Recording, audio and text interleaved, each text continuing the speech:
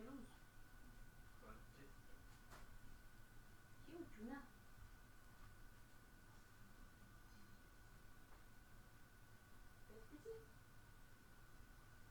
Ah, t'es dans le lavabo, qu'est-ce que tu fais? Regarde les escrocs du lavabo.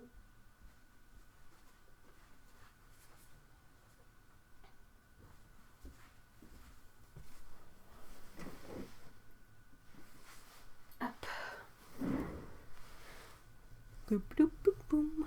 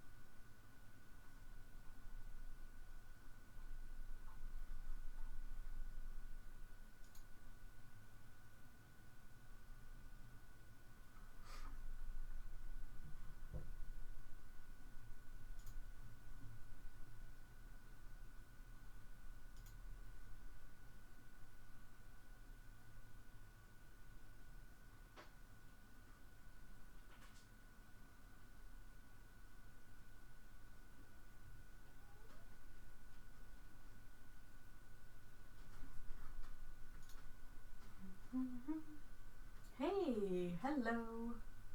Hold on. Oh boy.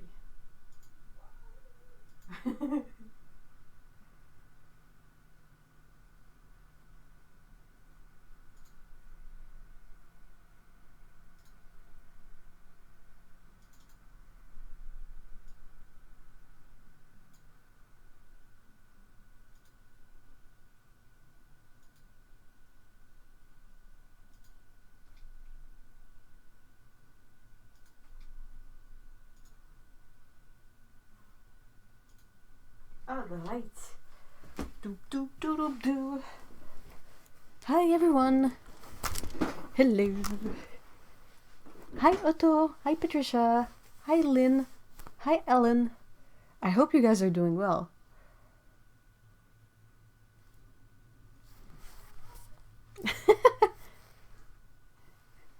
Scout is being a bit silly.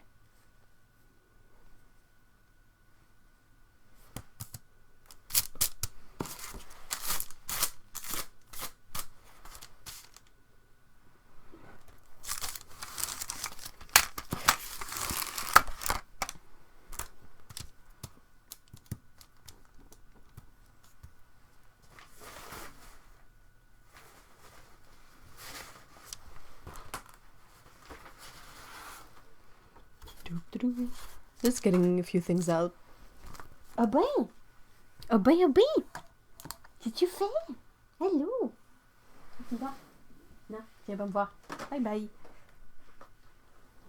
Bye bye, gros ton.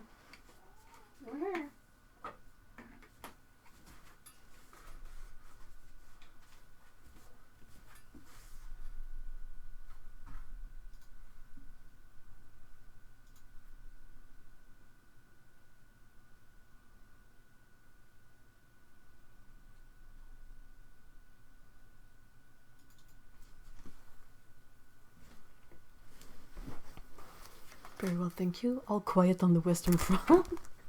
Last day of regular work yesterday. Oh, you were still working. Wow. Hey, Marla. So far, so good here. Awesome. I decided to put some stickers on the sketchbook because it's not a real sketchbook unless it has a bunch of stickers on it.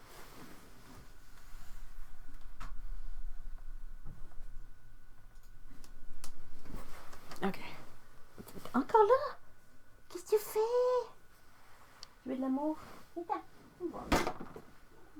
Ouais, je sais. C'est jamais comme tu veux. Tiens. Tiens, gros ton. Tiens, Big Tuna. Hey, ma babou. He's being a fussy baby. Où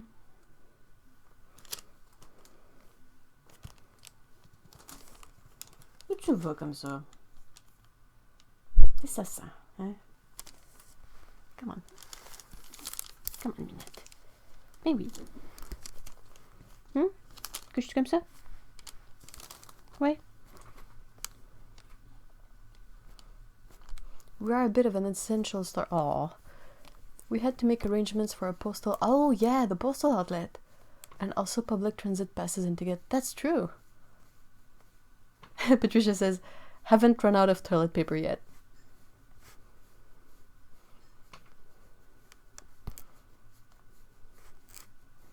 Hey, grosse bibite. Hey, ma bibite.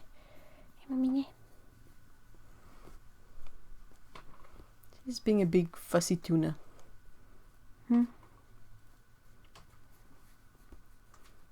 She's very, very floof. It's funny because, like, we see her, like, when she's in a loaf or when she's walking, and she's a really teeny tiny cat. But she's so floofy that it doesn't really show. You want to show people your butt? Floofy butt? Hey, Phoebe! Hi! I noticed regarding the notification from YouTube, like they added sort of a mid-level notification thingy. If you click on the bell, it's like either you get not notified sometimes, and then it's like for every video. And I'm like, why would I want to click on this and just have it be sometimes? And I think it's like the default option. I'm like, this is so stupid.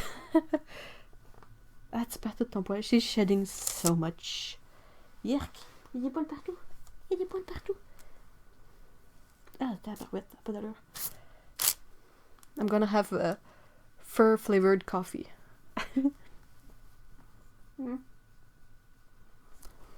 Smells like a good cat. Hey, Tsukaboo! Hi, Judy! I hope you guys are doing well today. We are starting the stream with a very needy cat. I have it set for all videos, but YouTube is weird. That's the understatement of the century. Personalized is the middle ground option I get. Oh yeah, that's it. That's personalized, but it's like... Okay then. Hey, Toasty!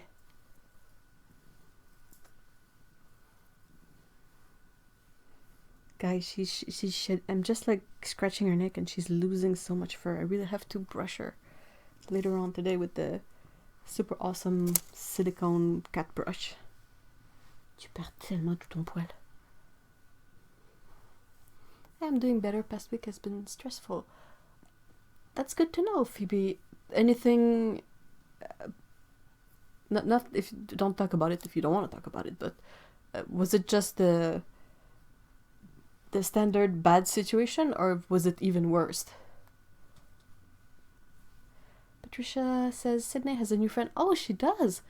A gorgeous big ginger boy who clearly has a home jumped up on the window ledge outside. He and Sid were all kissy face and prissy, but oh, that's adorable!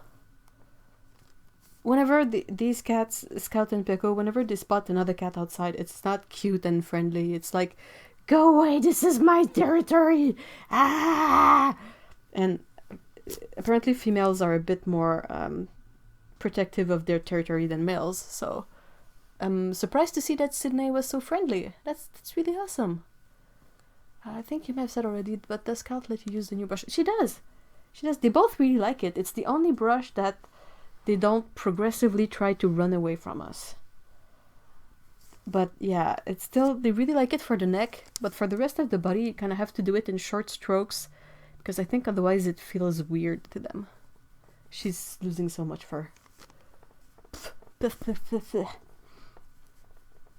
That's nice, Sydney as a kitty friend. That's super adorable. Fever's been ebbing off just in time for me to be able to enjoy. Ah, that's a great news. I'm really glad. Your fever was worrying. Phoebe says, just COVID-19 and my mother being upset about it. Nothing more than that. Well, it's already bad enough, so I'm glad it was nothing more on top of the already bad stuff. Atha says, oh god, someone is playing their crap music really loud. Please don't play music so loud if you live in an apartment. Oh, dude. As a grumpy old hermit, I have a long list of things people shouldn't do in apartments. She's far more friendly than any cat I've had. She has a serious crush on my... Oh, that's so cute. Sydney is such a good kitty. She's adorable. I'm so glad that she found you. Scout really likes... Well, Scout is really unafraid of strangers. And whenever we have like people over, like friends or technicians for like internet and all of that, she will always go check them out and rub on their ankle. Are you purring? Are you really purring? You are! That's a rare treat. That's a very rare treat, baby girl. Why? You really connect. Oh, baby show. The cats have had their birthday recently. The girls are now 9 years old. What? So soon? So soon? You pretty girl. Yep. Yep, you're a good baby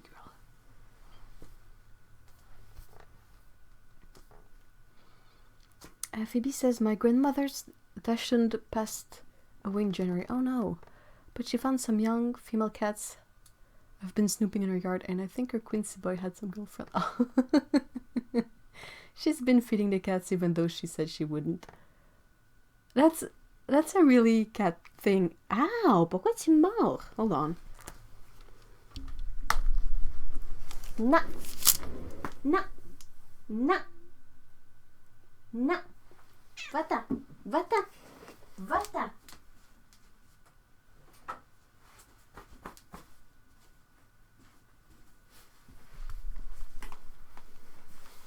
She bit me. That's not good. That's not tolerated. No biting.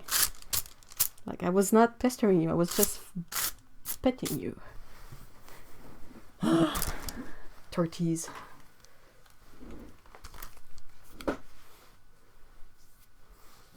Happy birthday to the kitties. I will definitely tell them. We still have to give them a treat meal, but part of me is like excited for it, and part of me is anticipating some weird things to pick up in the litter box, or maybe sick kitties. So not sure.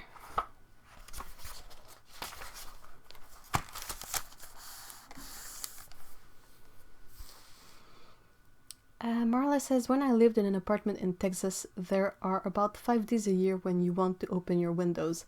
And every single day the guy in the next apartment would go smoke a cigar on his patio. Patio? Wow, my brain just forgot how to say that. Ew. So Otto says, there's a holiday let in our block. An American couple just arrived yesterday, and I'm like, why are you here? That's an excellent question. What part of your trip did you think was a good idea? Yeah, that's really guys, did you check the news? Are you even aware of how did they even manage to get on a plane at all? Like, what? It was disgusting and extremely frustrating. Oh, I totally understand. Yeah, she didn't bit me really hard, but I mean, still, I was just petting her and she bit me. That's something she's done before. And it's like at some point when it gets to be too much, she will bite.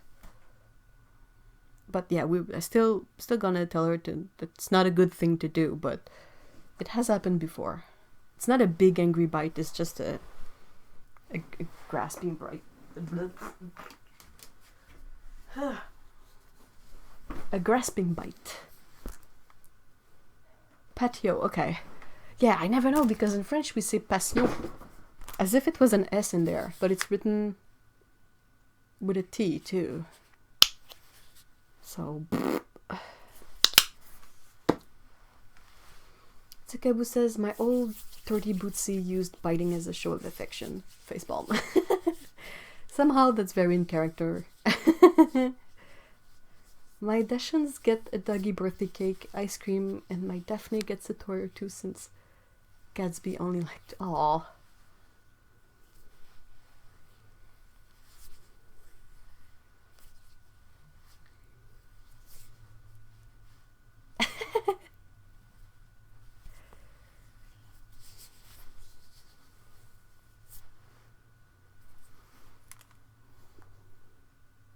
Phoebe says, my grandmother's cat, Kala, would do that. She bit me as a show of affection when I was 6 and I thought she didn't like me. Aww!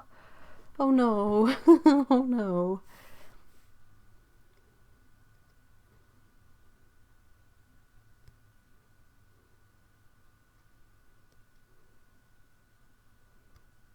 A few ideas for the day. St. Patrick's Day. And I think it is Mother's Day tomorrow in the UK. Hey, Malvina! Hey, Carolyn. Hi, guys. Hello from home. Yeah, pretty much. I mean, I think too about most of us. It's not a big difference. There are some things that have changed, of course, but overall, it's like, well, I'm just home anyway. I'm feeling a lot better. My cold is mostly gone. Because I don't know if you guys have that, but whenever you get a cold, there's like another 2 weeks after the big chunk of the cold that is gone. There's like a 5 to 10% left of like, oh, my throat is a bit sore. I'm coughing a few times. You know, just like leftover stuff that you're like, okay, can we just push that out? Can we get done with that? So I think I'm getting to the end of that period.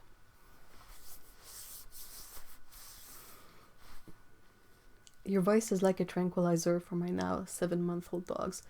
They started settling down for a nap and your voice... Oh, hello puppies! They're so big. I cannot believe it. They were so tiny. And now they're like chunky guys. I might do something for St. Patrick's Day. That's kind of... That's fun. I try not to do anything for Mother's Day because I feel like Mother's Day and Father's Day are kind of touchy days in the year for a lot of people, and I never feel quite comfortable to just address them as a good thing because I know that for some people they might not be a good thing. So, but St. Patrick's Day is kind of has a lot less baggage to it, a lot less emotional baggage maybe.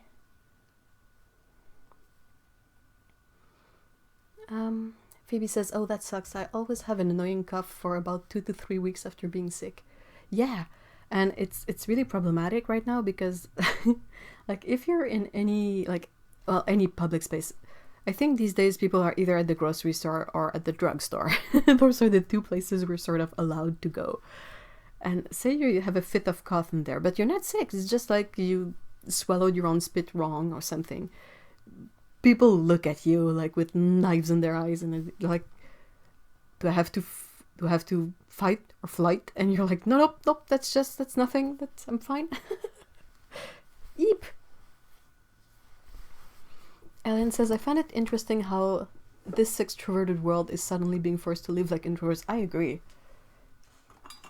I see so many people being like really bothered by the idea of staying home, and I'm like, how can... I don't get it.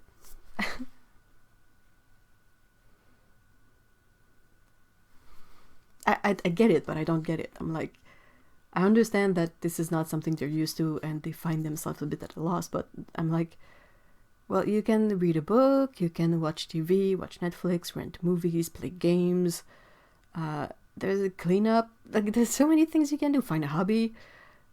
I just find it weird when people tell me that they never know what to do when they're at home. There's so many things to do. Hey, Viridian Francis, hi. We call Sean a big handsome brute. Well, unless you're Irish, of course.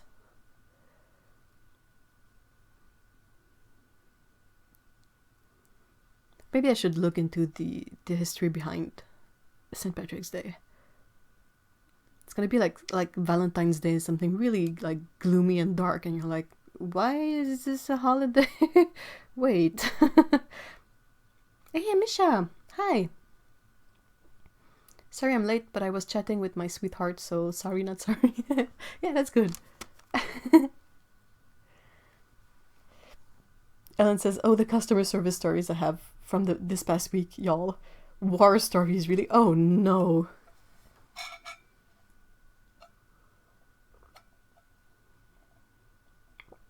Are you for real, Otto?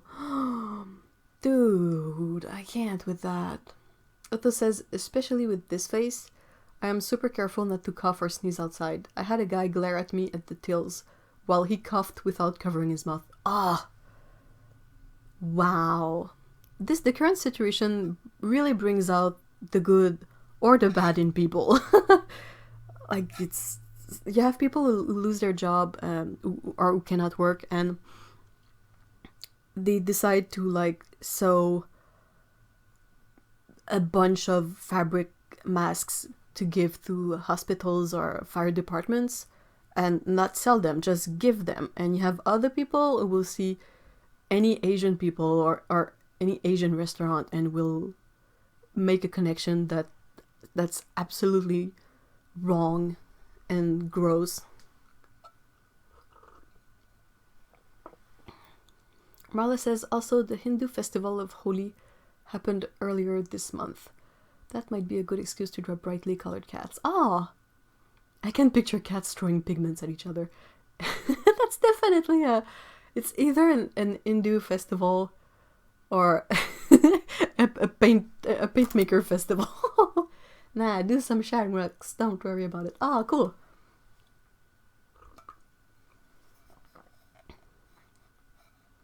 Yeah, calling it the Chinese virus is really... First, it's inaccurate, and then it's really not a positive thing to do.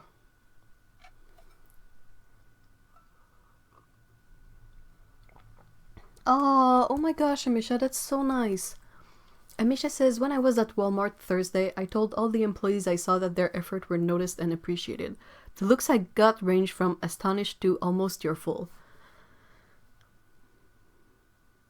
Yeah, absolutely. I think it was Mr. E who said, like... Oh, someone said that we should give them a medal when this finally blows over.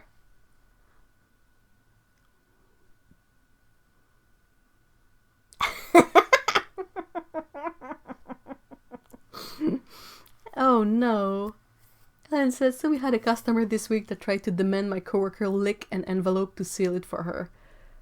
Thankfully, she's a retired healthcare worker and nixed that idea right quick. Ew. Ew. I mean, I'm not gonna lick your envelope, but I mean, I hate licking envelopes anyway. Put some tape on it, who cares? Cats throwing pigments, would that be paint making at Heather Cat Lady's house? Probably.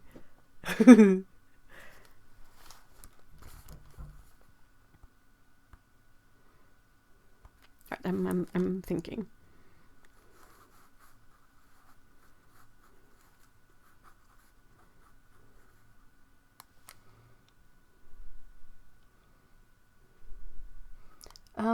Trudeau at this morning's briefing said that today is International Anti-Racism Day and counseled that people be particularly kind and aware. We are all vulnerable.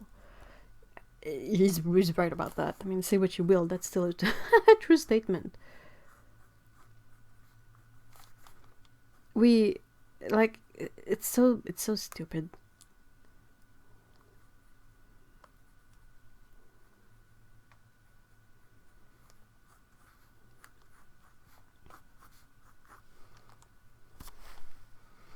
Phoebe says it's against the WHO's rules for one thing, let alone how it will divide and anger people.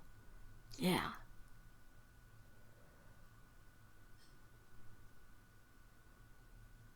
That's exactly what Marnie did. She's savvy and I adore her. Just handed the tape dispenser. Yeah. I mean, dude, what?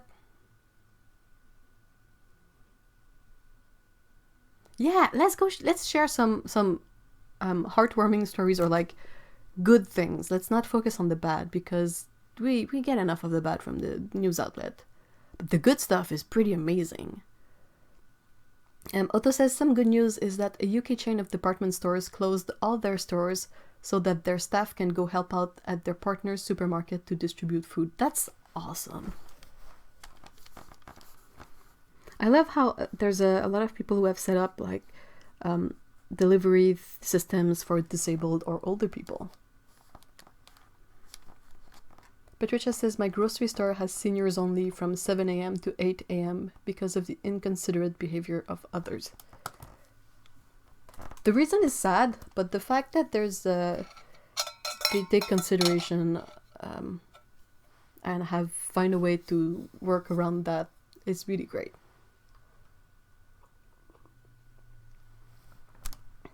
We went grocery shopping this morning again because when we go later in the day, there's a lot less stuff, especially in this current time, like brown sugar, like weird stuff that is just completely not there. Peanut butter. So we went earlier to get it done and maybe find all that we wanted to get for the week. And yeah, people are really weird in the grocery store right now. It's not a fun time. Phoebe says my Daphne, a doggo, slept in my bed last evening and she's such a hot little coal. It's honestly astonishing how high her body heat is. Hey, Mark chat, hi. Haven't had a Saturday off in 6 months. Whoa.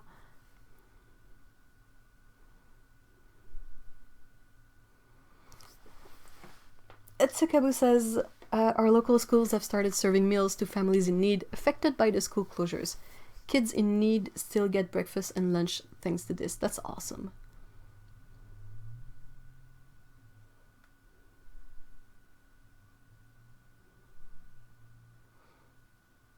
I had a woman, Ellen says, had a woman upset that I made sure she didn't forget her bank card.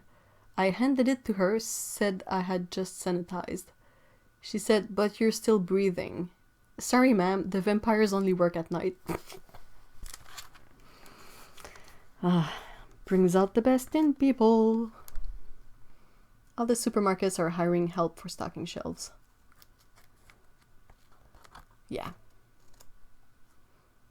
Ontario distilleries have voluntarily begun making hand sanitizer. That's so cool! Whoa. Nice. I didn't know that, Patricia. That's kind of cool.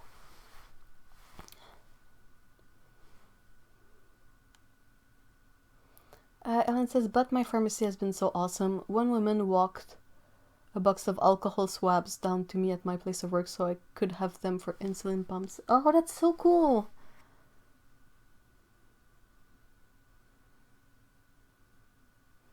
Marla says, in the US, grocery store people who stock the supplies have been recognized as emergency workers, so they qualify for free childcare and other benefits. I think it has happened here too in Canada, which I'm really glad because I think that's absolutely true first. And then it's like, yeah, that's the other thing. With the schools closing and all the daycare and childcare were closing, people who still have to work, what do they do with their kids? I mean, in this current situation, you cannot simply drop them at the grandparents' place. That's like not a good idea. Definitely not.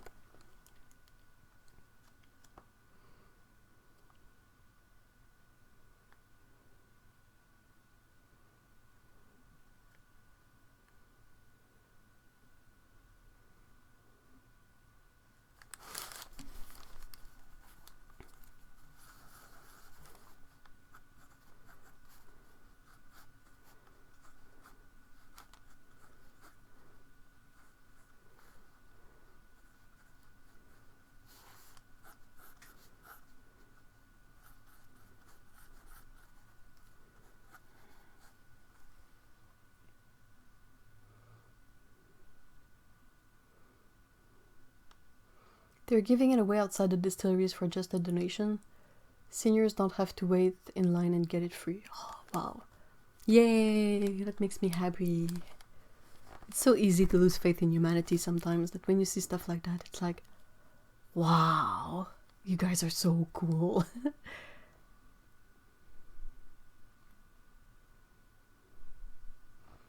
Tsukebu says, we were pretty fortunate in getting stocked up just before the panic buying set in. Now all we go out for is what we absolutely need. Sometimes my mom's intuition can be spot on when emergencies hit.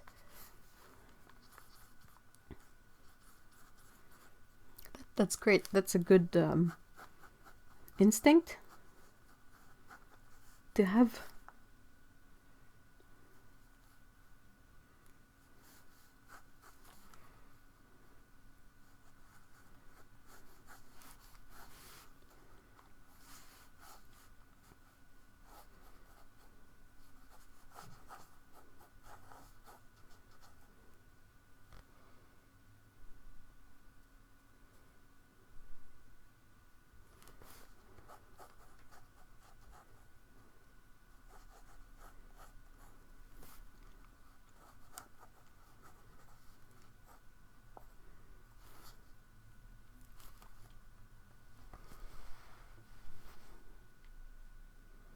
I'm at home, but I still get paid if I take webinars and read.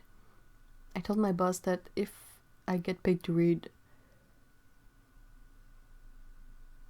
I should get overtime pay. Aww. Phoebe says, my father has been working at home and Daphne has been having a fit over it, and he narrated her as saying, the only work you're supposed to do at home is pitting me.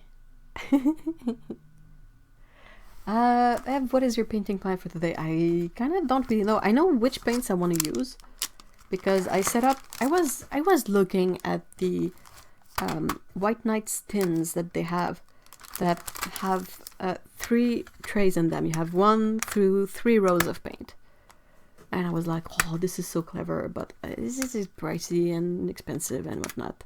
And I was like, I'm pretty sure you can like put something together. So I just put some piece of cardboard at the bottom of this tin, so it's a flat bottom. And I put a buttload of paints in there. It's like 25 full pans in there.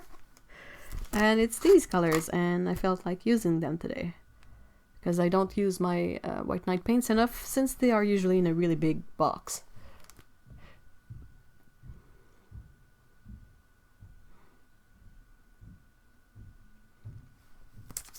But I still need to figure out what I want to draw.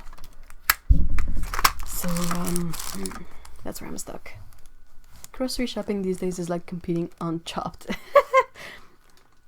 I thought it was really weird because, like, it's different because you see people with gloves and masks and all of that, and people are like keeping their distance, and I'm always like, can you just hurry up and pick up your bell pepper, please? Please.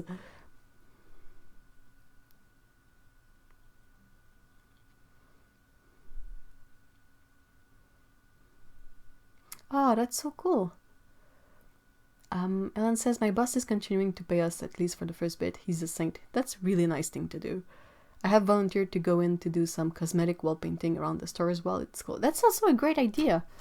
Like to make the best of the situation. Like if a restaurant, a store, something that is closed needs a big paint over, some shuffling around, that now is the good time to do it.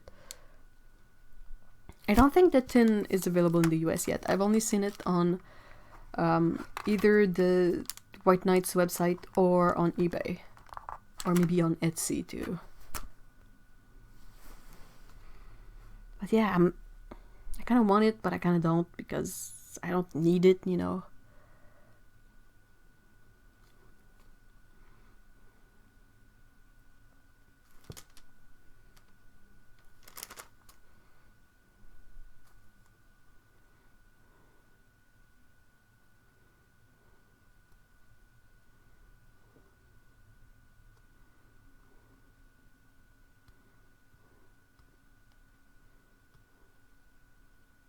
I'm thinking.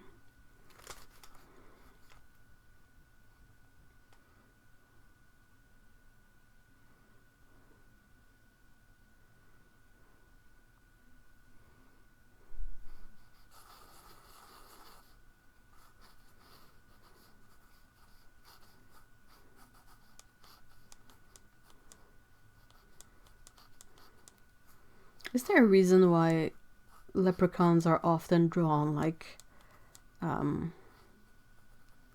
what's the word I'm looking for? The American settlers?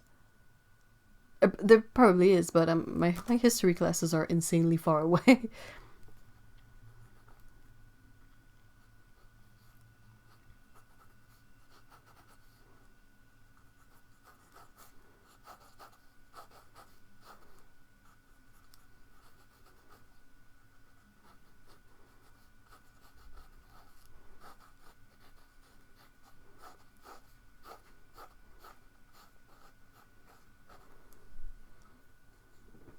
It's really funny because if you log on to the Play Store, the Android Play Store, the most popular game right now is Plague Inc., which kind of cracked me up. And then there's been a bunch of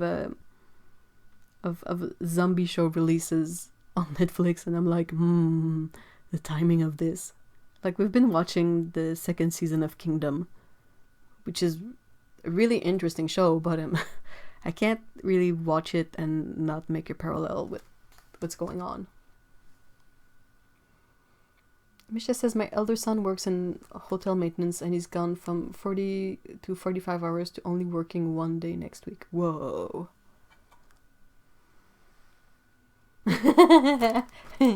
That's awesome. Phoebe says, I planned ahead today and I brought lunch with me so I don't have to leave today. Awesome. Ellen says, pilgrims, and good question. I think it's a throwback to old styles of clothing. But it could just be influenced by the Lucky Charms leprechaun. Yeah, but then again, why is that leprechaun dressed like a pilgrim? I'm not early, Dan. We're stuck in daylight savings here. It's a stupid abstract change.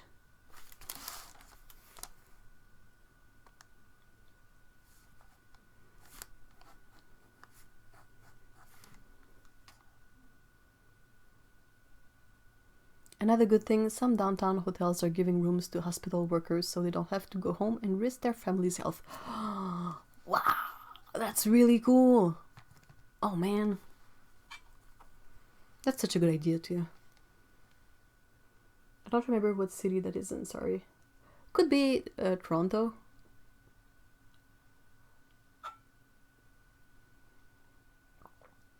And Carolyn says, I think it's rural 18th century garb. Not particularly American settlers. Yeah, I wonder what kind of weird mashup.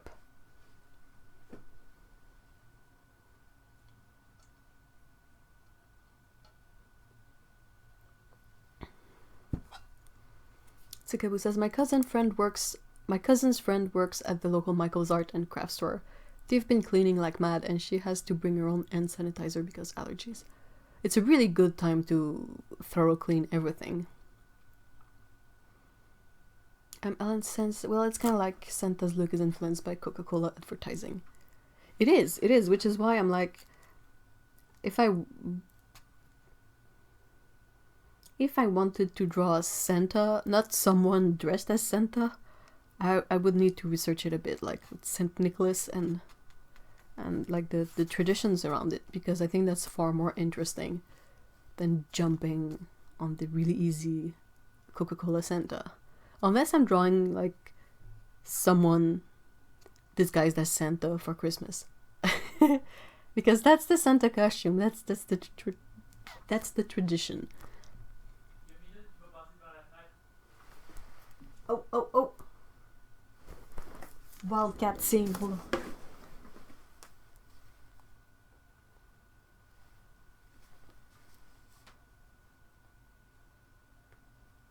Je la vois pas!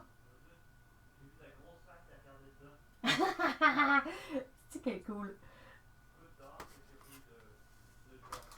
Je la check là, peut-être qu'elle a stallé quelque part, puis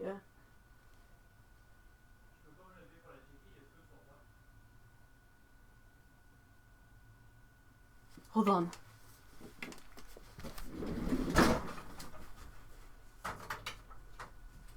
Les lunettes l'ont pas vu?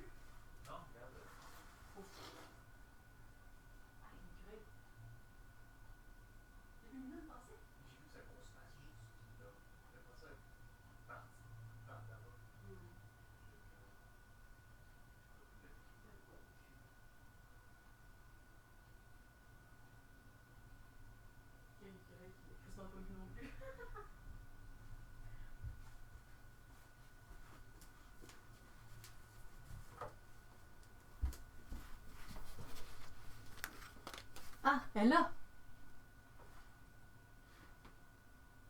Station mignonne. Si tu fais.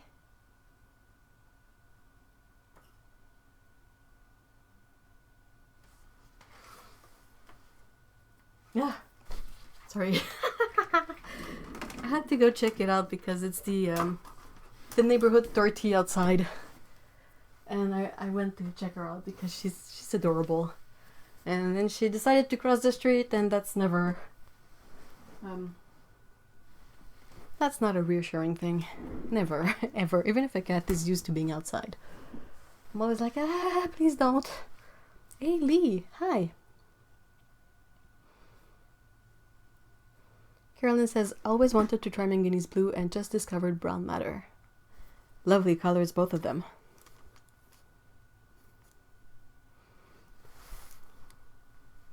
So yeah, sorry I had to go check out Neighborhood 30. It's been a while since I had seen her. She's really cute.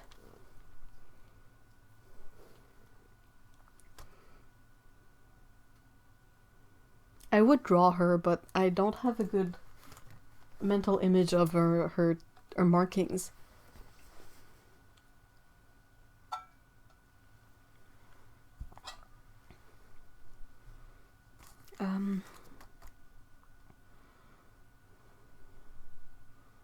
Well, spring is, we have daffodils, we have crocuses. Daffodils are so weird. You have like this trumpet thing in the middle and then petals, I think. Ugh. I have a terrible memory for this stuff. Unless I've drawn it once or twice, I'm always like, bleh. I can recognize it, but have to, what's that word? We saw woodpeckers this morning. It was like everything was super duper quiet, and you would only hear the tuck tuck tuck tuck tuck tuck tuck. We're like, what's that? And then we saw them on telephone poles.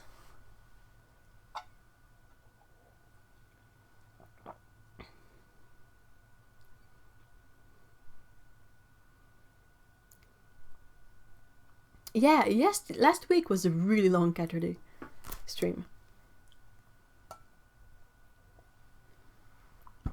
It was quite fun. Well, I had fun anyway.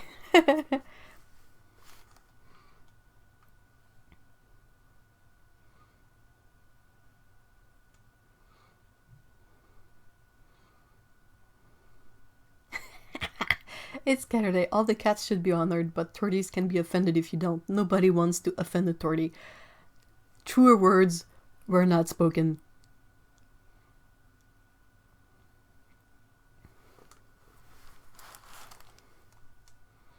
Oh, pileated. Okay. Pileated. That's a weird word, isn't it? Large woodpecker the size of a crow. Wow. I think I saw one of those once, but the ones we saw this morning, they were really smaller ones, which reminds me I need to check them in my bird book later on.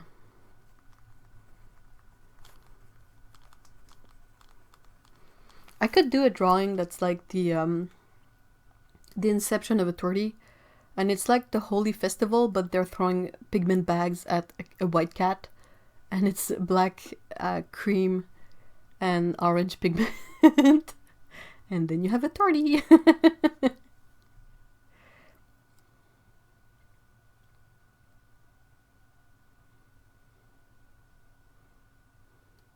We tried to get a photo of the woodpecker, but they were super high up on a pole, and we took a photo, but it looks like you have this pole on the photo in the distance, and there's a lump on it.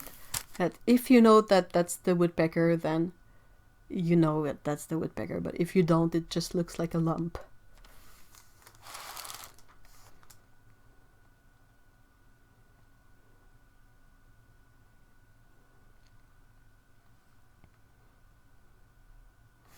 If they were little and black and white, they were probably downy woodpeckers. I think that's it. I think that's what they had. I think they had black and white markings on their face mostly.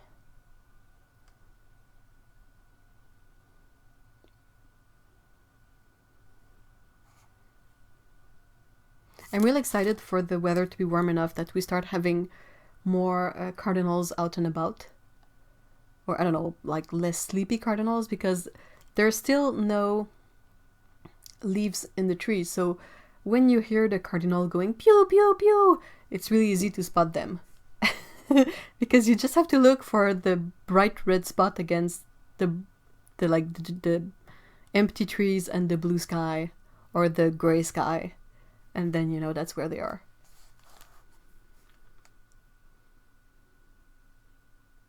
Oh no. Lee says, I don't know if I said hi. I hope I said hi, Lee. Lee says, we got a pair of female gerbils and quickly discovered one was not female. Many gerbils.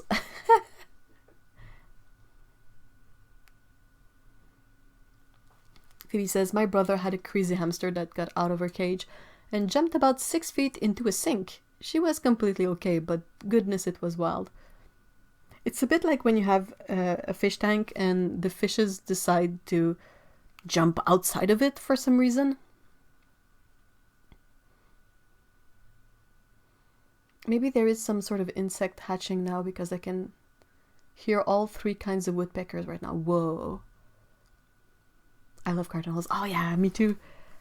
Bright red bird. I really love wild birds. I don't know why I don't like birds as pets, but wild birds are amazing. Really like it. I don't know why, it kind of makes no sense.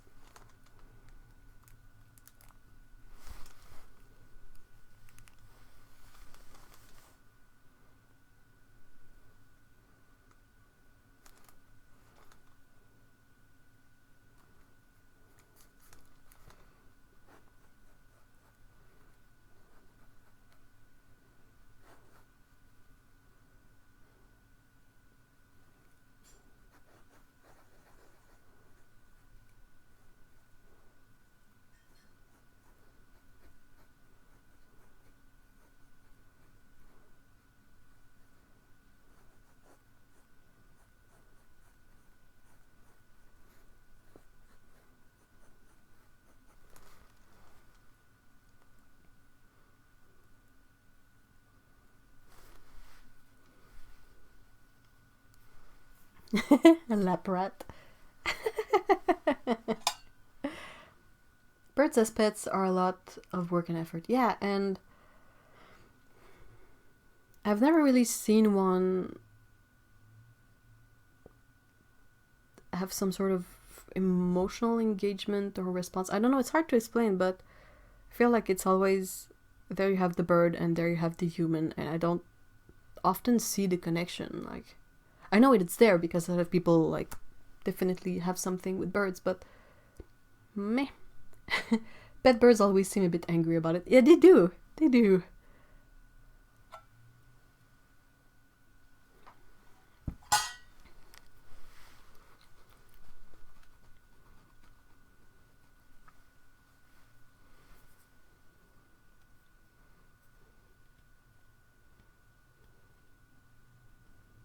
Oh yeah, but Ziggy is not an actual pet bird. Like, you got what was technically a wild bird and took care of him. I don't know, it's not the same thing. I saw so many of my friends have budgies and like pet birds. Things that are definitely not wild birds around here. And I just never saw any appeal to it. But I mean, if I saw someone have a crow that they rescued and connected with, I would think that's really awesome. There's just something that really bothers me about birds bred for being pets.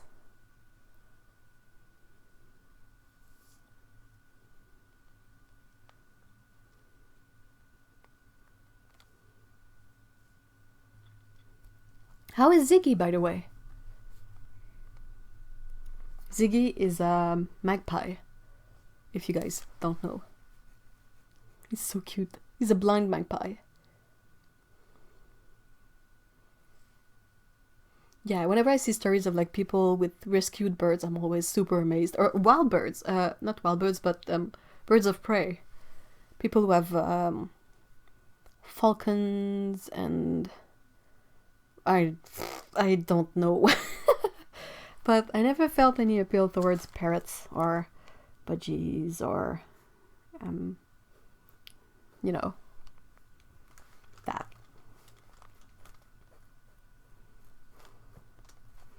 So let's scene 1. We have a white cat just chilling in the sun, sitting on something. Oh, he's great! Yay! He's crazy. What has he been up to? People who can bond with crows or corvids in general are amazing. They require so much interaction. But I think that's what makes it really interesting.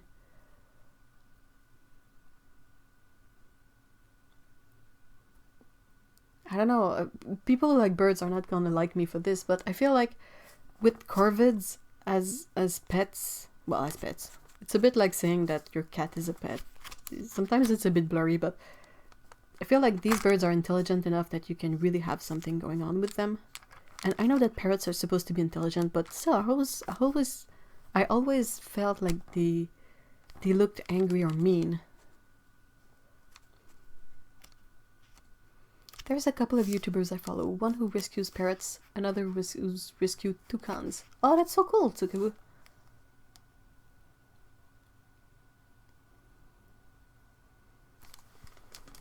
Okay, so scene... Oh, wait, I need to have some super mischievous cats in the foreground.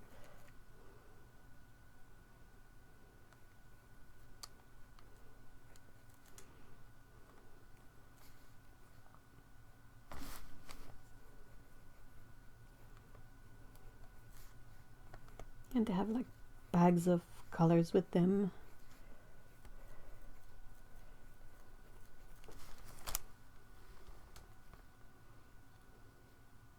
Yeah, ravens have the same intelligence of a 3-year-old child. Imagine having a 3-year-old for a few decades. Oh, good grief. So, Zygmunt, I have to do what he says, otherwise he screams at me. He's fantastic, crazy and playful. Oh, that's awesome. Yeah. There are birds called corvids. All the crows, magpies. It's a family of birds, and it's the most hilarious autocorrect I've seen lately because of COVID-19, and I've seen it often autocorrected to Corvid-19, and I kind of imagine this plague of crows and magpies, and it's kind of a much funnier image than the actual situation. Viridian Francis says, my aunt had a pet parrot for around a decade until she moved into a very small apartment and had to give him to her brother to care for. What was her connection with the parrot? What kind of connection they had?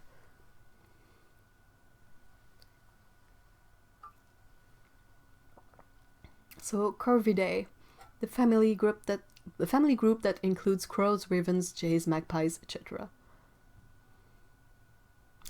Okay, so Virgin Francis continues, 2 other decades later, that parrot still hated everybody but my aunt. Yeah, they bond with one person, and it's really difficult they live for a really long time too.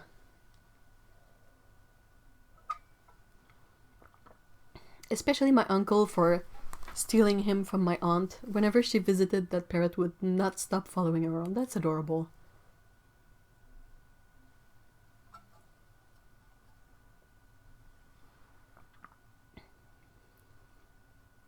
I'd rather have a plague of crows and ravens any day. Is same.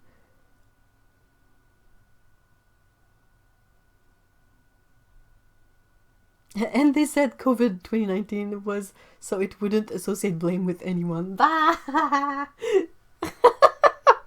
It's a machination from the most intelligent wild birds. But yeah, COVID-19 makes me laugh so much.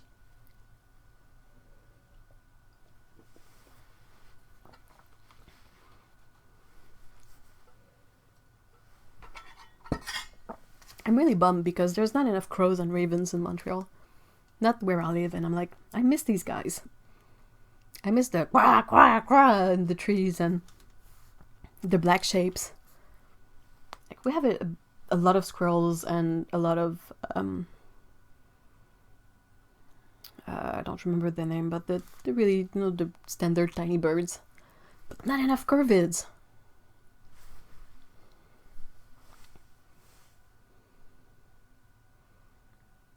Yeah, dude, pet parrots are weird. When they bite, it's... I went to my friend is in Switzerland, has a cockatiel,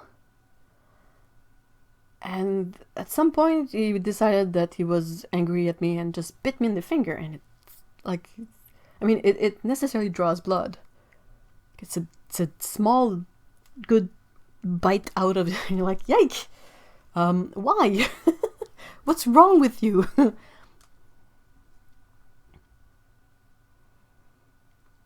I always say that if I didn't have cats, I'd have a bird, probably a mustache parakeet, because those are good for first-time bird owners, but as it stands, I have cats.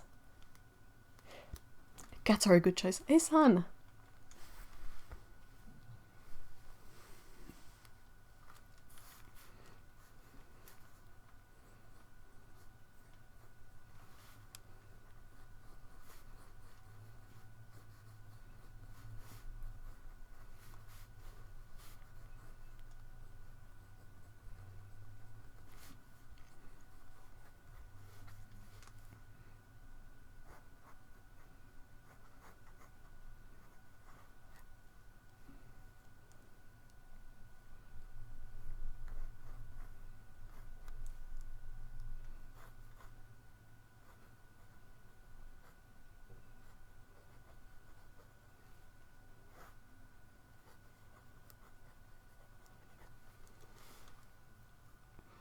Ellen says, I used to split my breakfast with a crow every morning while waiting for the bus before school. It was my greatest animal achievement, I think. That sounds like... I don't think I would want to go to school then. Can I stay with the crow?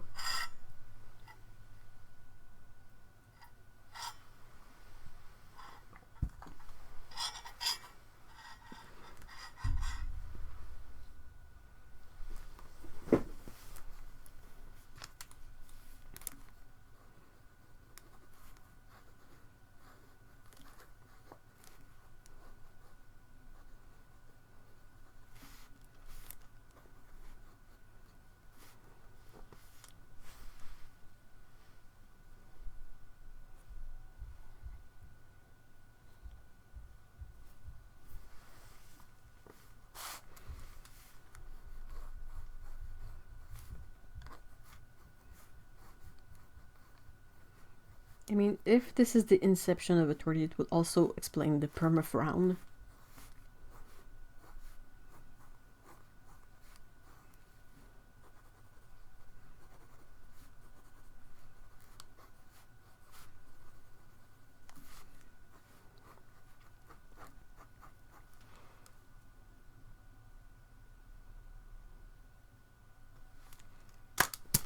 Alright, paper time.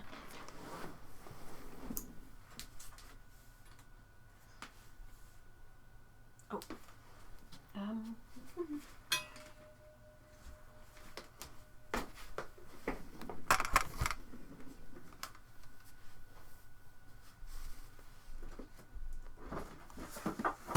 Oops.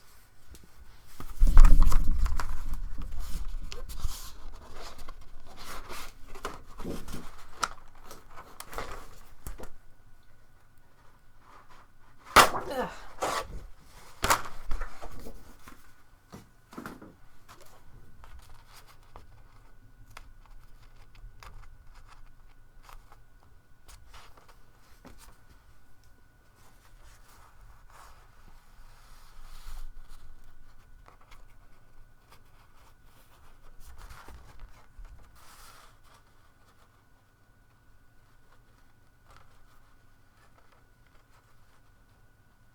Like that is an origin story for the turkey. I think that's quite funny.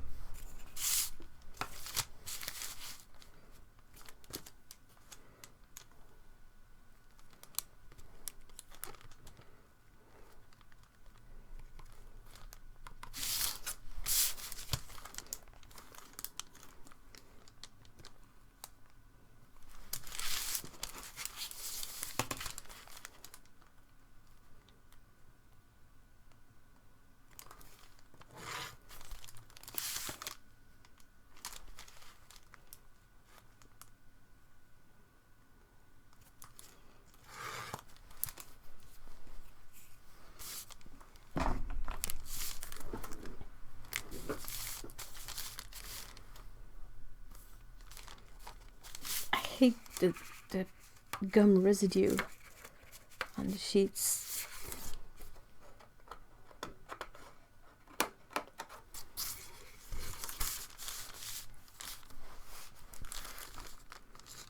So I guess today we're making a comic strip.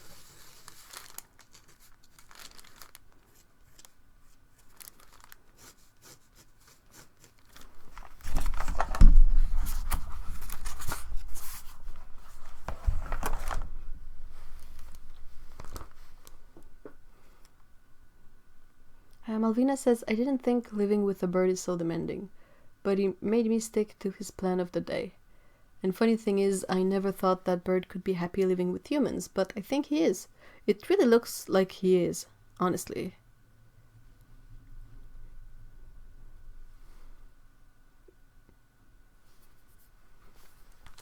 I think they're intelligent enough that they can see value and feel good by living with humans.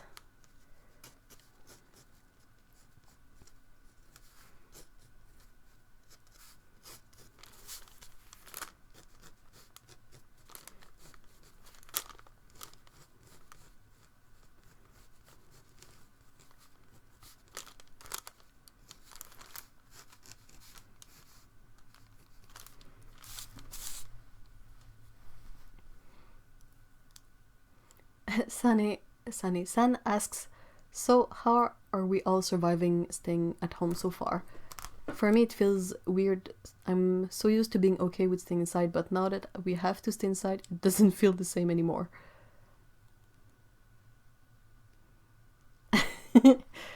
Dan says, did I say hi to Dan? Hi Dan. For me it's business as normal. Phoebe says, I feel the same way, son. I'm doing okay so far. Mark Chat says, I don't know what day it is anymore. I'm not quite sure. I'm kind of in the same situation. I know when the weekend is because that's when the routine changes, but for the days of the week, yikes. Hey Jill, hi. How are you today?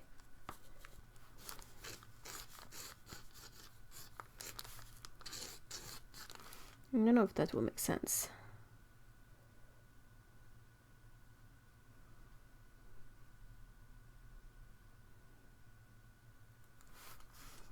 Anyway, this is just for fun, so let's roll with it.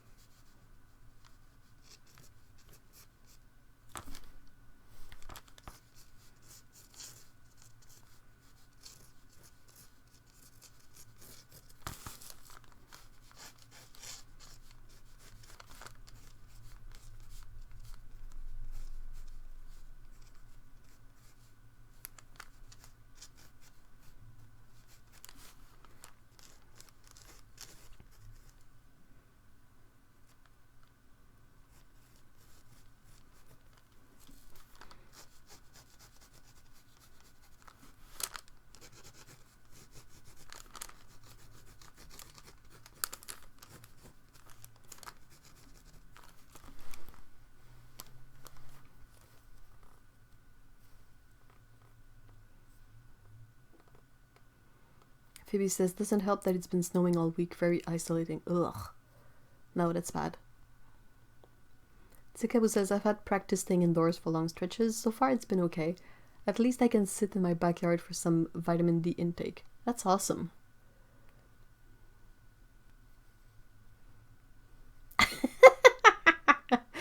Oh no, Jill. Jill says, not much has changed except that my husband and kids are with me. And so far I'm kind of enjoying it. I feel guilty for admitting that though. It's a difficult switch to do. Like, you really have to readjust everything completely. So I don't really see it as I understand why it feels like guilt, but I think it's just the result of not being able to adjust like instantaneously.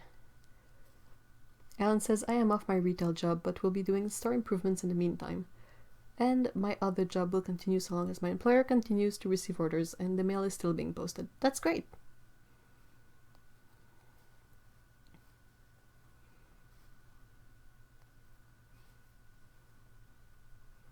hope the mail keeps going.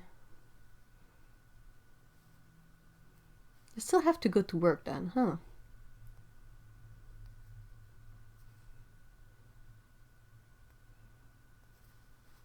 Hey Lana, hi! So Dan says I still have to go to work as normal, but with more restrictions while I'm there. Huh. I would have thought that they would kind of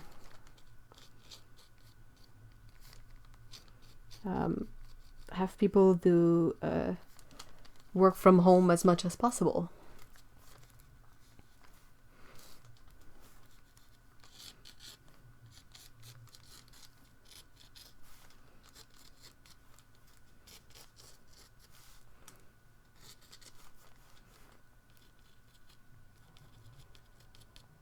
I gotta say, it's been really weird having Mr. E at home all the time because it's unusual. But I mean, it's fine. Everything is.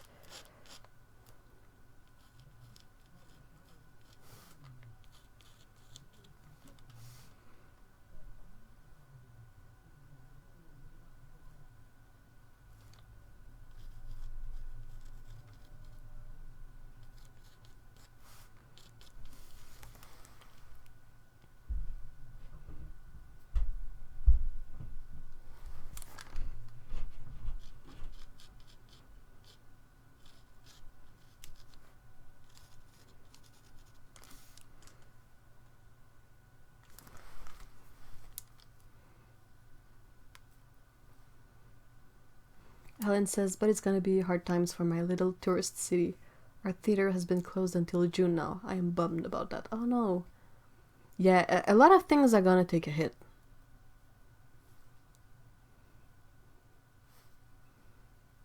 Tsukabu says, I'm going to be saving up for a big Van Gogh paint buy in July.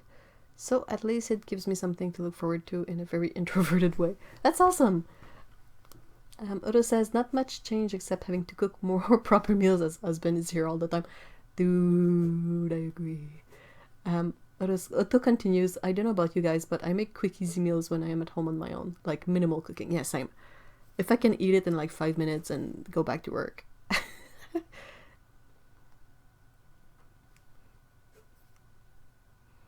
Lana says, many companies close here, but we don't receive the full salary now. Only 60%, which is barely covering the costs of living. Oh no.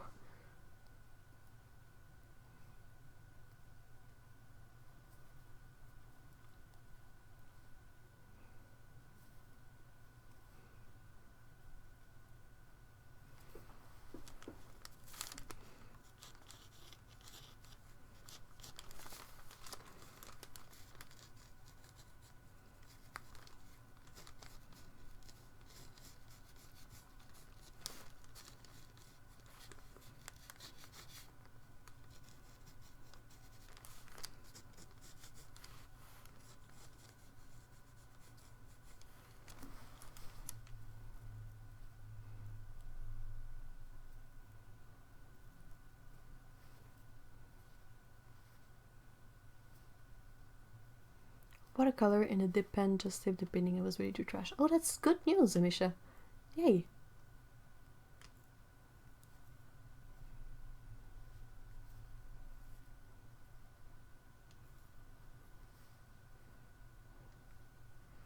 I'm not even going the route of maximum nutrition for the most minimal effort. Oh, and sometimes it's just like, yeah, let's make instant noodles. Ah.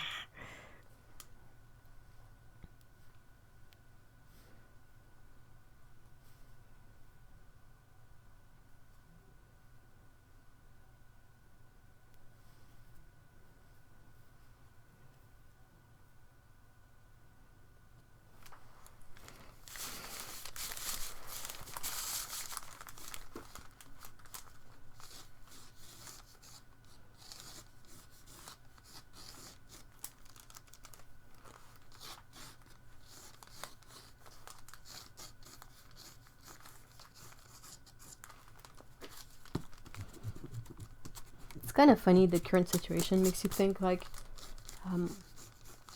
well, people are possibly seeing cuts in their income, which is awful, but at the same time, for people who like to play games or enjoy watching series or movies, it's a like people in the either television or movie industry or VFX or games, they kind of have a second-hand necessary job, if I can say it that way. It's like it's content that is really enjoyed at this moment. Like if someone has a game that they didn't play yet and that they can play now, it's a good way to take your mind off things and stay home.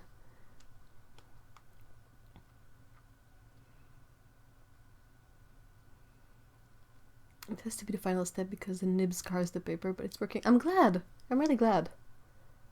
Oh, ramen is awesome. Ellen says, I do instant noodles, but I make poor man's peanut sauce, add veggies and chicken. Bad, too much work. I might have my bowl of ramen and a bag of mini carrots on this. Like the baby carrots. The one that you can just open the bag and munch on. That's kind of my jam. Oh my gosh.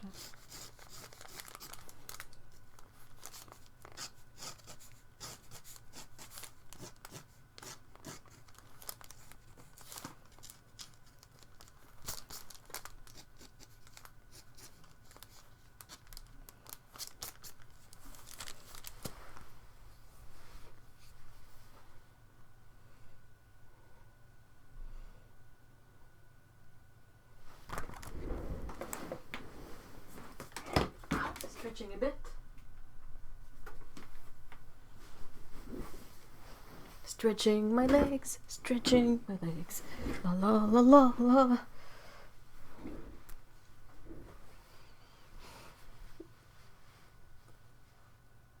My dogs have always loved baby carrots. They're delicious.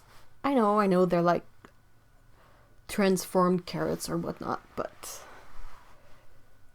sometimes you gotta take you gotta make a concession. Is that a word? Is that the word? I think it's the word in French, but I'm not sure it's the same word in English. But it's like either I'm not eating any veggies with lunch, or I'm getting those veggies, you know.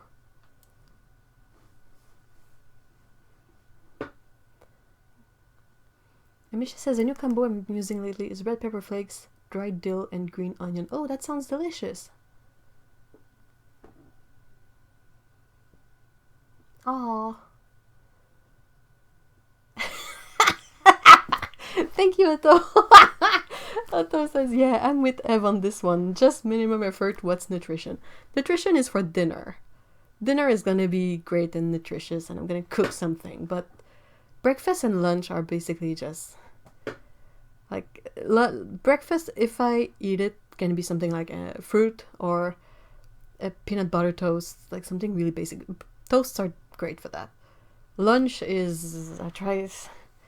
Sometimes I have like a tiny shred of motivation, but it never lasts more than one lunch during the week. Then I'm like, I can just put rice in the rice cooker and keep on working and eat it when it's ready. San says, hope this stream will motivate me to make art again. Before all this, I couldn't find time to draw and it made me depressed. And now I have all the time in the world and I still feel the same way. Oh, I'm so sorry. I'm really, really sorry. Trying to think of tips that might help. If you want some. If you don't want any tips, we can keep on talking about ramen. That's perfectly fine with me. Ellen says, I've been gaining weight. Oh no, I'm so sorry. That's a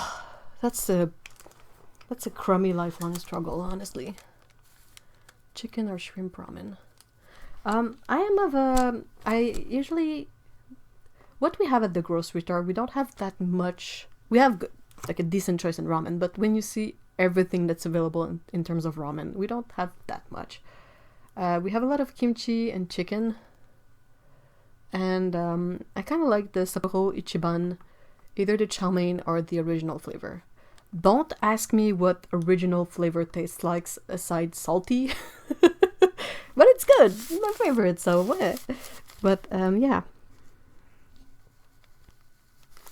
I really like the Sapporo Ichiban ramen.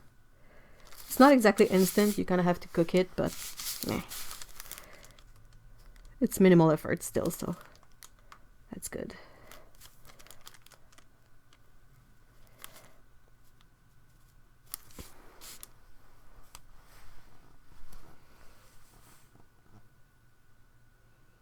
I usually eat a protein bar for lunch.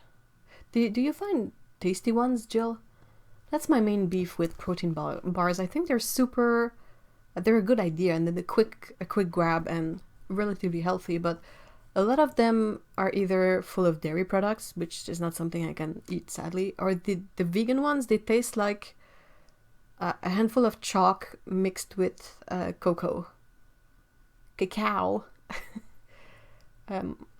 And it's just not it gets boring super fast. Or some of them are like way too sweet, and I'm like, I don't want to, if I want a chocolate bar, I'm going to get the real thing. I don't want this wannabe half-assed chocolate bar. Mark Chat says, I like to cook and bake, but hate to do dishes, and I don't have a dishwasher.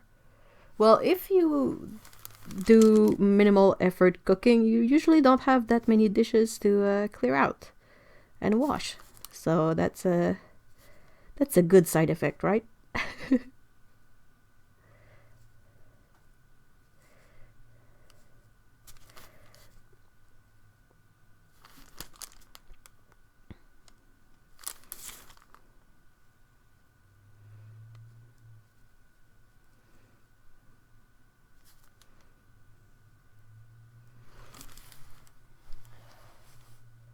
Doop doop doop doop doop.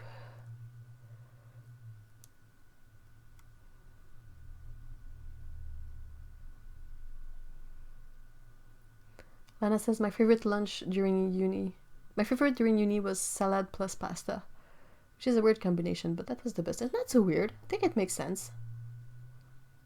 I feel the same way.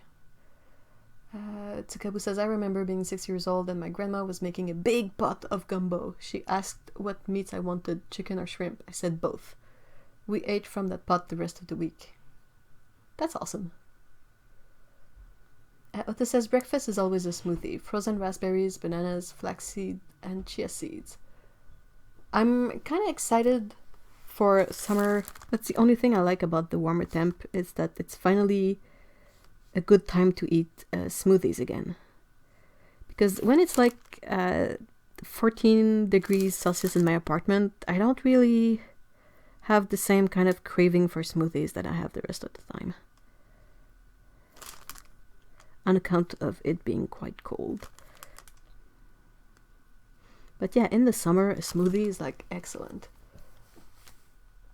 Can't beat with a Bix for breakfast. Oh, I used to eat a lot of them when I was a kid, because we had them here, and I would douse them in maple syrup first. You have to put the maple syrup first over the cake thingies, so it goes to the bottom of them and creates this like crunchy, way too sugary crust at the bottom, and then you pour the milk, but not too quickly. It shouldn't disturb the layer of maple syrup, and then you eat it, and you try to eat the most maple syrup possible, aka Canadian Weetabix. Cheers, but it is almost bicycle season and I got a badass Norco bike waiting to be brought out. Oh, awesome! Yay! Luther says original is the best. I like original Sapporo Ichiban, the black pork one and the seafood one. I don't think I've seen either of those. We have hold on, what do we have? We have vegetable, chicken, beef, and original, and the chow mein one.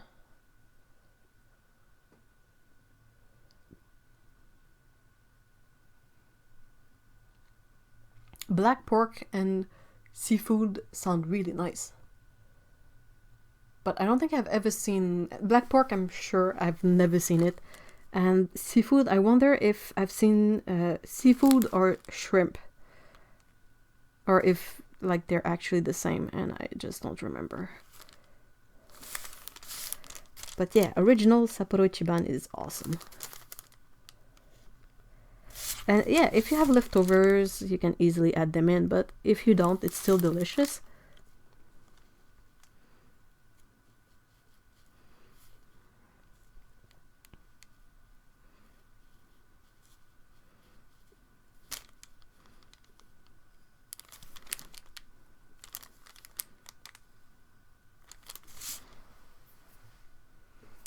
Those taste like cacao. Oh, cocoa, cacao, chocolate. There. Just as I find edible gluten-free and vegan ones, then you have a bit more luck than I have. I really struggle finding good ones. I love a good homemade chocolate maple granola bar. Yummy. I think I just picked up on what Amisha says. Those taste like cacao minus the O.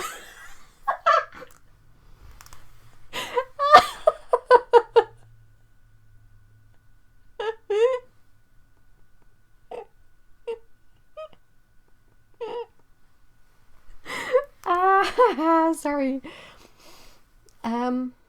Is Weetabix like shredded wheat? No. Hold on. Weetabix is unique and awesome. And I've been eating it since I was a kid. I'm taking a break from inking quickly because I gotta talk about Weetabix. It's closer in look to a hash brown than it is to shredded wheat. In the sense that it's a cake about, like, real size, it's about this big, I think. Maybe a bit smaller. Like, when I was a kid, everything appears bigger. It's kind of a cake, and it's made of wheat flakes. So it's kind of it's this shape, and it's a bit rounded out, like just a tiny bit, like this. Is it? Maybe it's not. But anyway, it has a certain thickness, and it's sold in a, like, you have 2 rolls of them in a box. And you basically take the cakes out, put them in your bowl, and add whatever you want to eat with them. So they are much bigger than shredded wheat. I think shredded wheat, like, one shredded wheat is maybe this big. I love Weetabix. I was always fascinated with the little crest on it, the thingy that says that it's been chosen by the queen, and I was like, whoa, the queen eats Weetabix? Cool, you know, when you're a kid. It's tea season now. Yeah, it's been tea season for a while. Even in the summer, sometimes it's still tea season. Carolyn says, I'm staying home today because everything is closed, but I will take a bike ride later. Awesome! I love the outdoors, so this is hard, even though parks are closed. Really? That's depressing. I can see why, but it's depressing.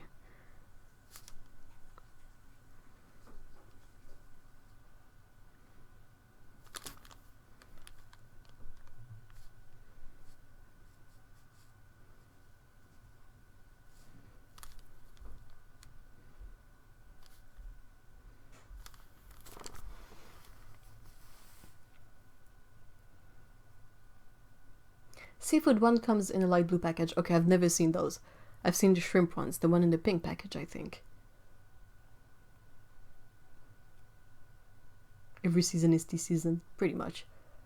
You can have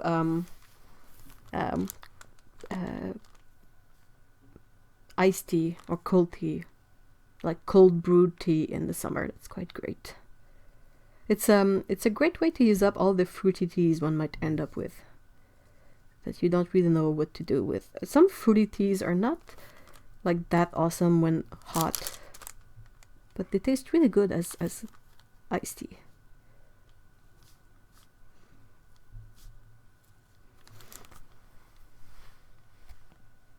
F breakage achieve.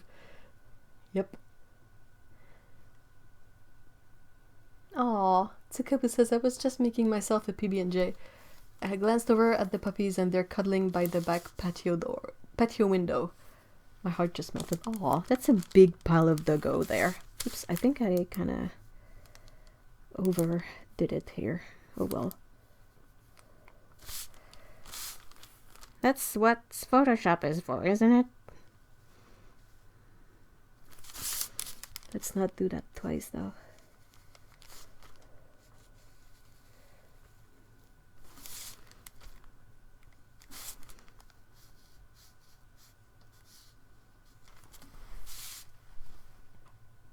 Finally found a chai I like. The Celestial Seasonings Bengal Spice is pretty flavorful. Most other brands taste like vaguely spiced water. It's a herbal tea, right? it doesn't have any actual caffeine in it, I think. We've been really enjoying the Twinings honeybush mandarin orange herbal tea here. It really tastes good and smells amazing, and it doesn't have any freaking hibiscus in there.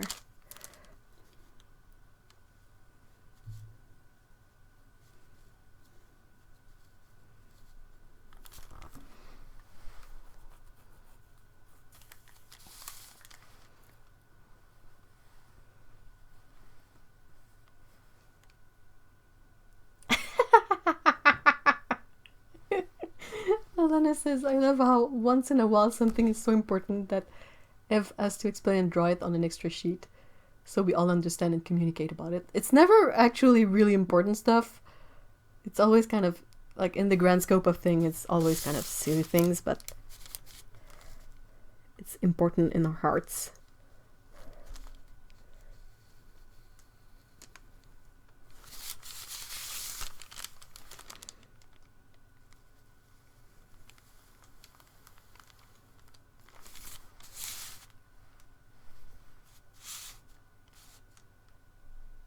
They used to make large biscuits that were about 2x4 and were wrapped in pairs. Oh, really? Huh. For your iced tea, do you just put normal in the fridge? What I do is I will take a jar or a pitcher. I will put, it's often green tea or white tea. The tea, water, and I leave it in the fridge overnight. It's just like tap water. It's not warm water, and it will infuse through the night, and the next morning you have super cold iced tea, and it's very delicious. I'll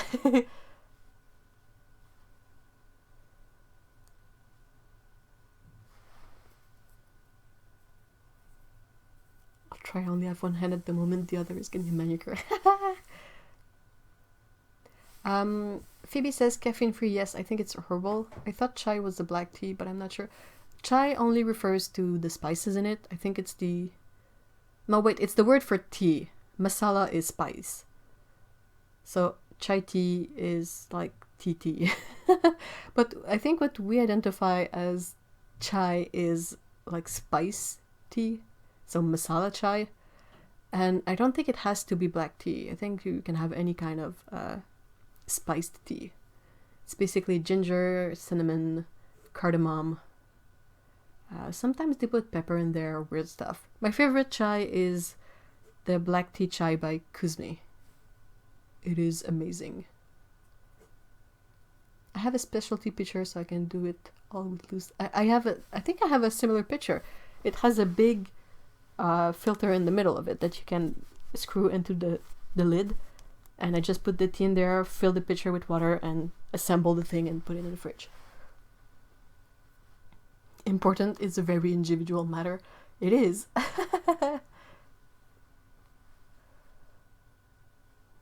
Hey Alex, hi!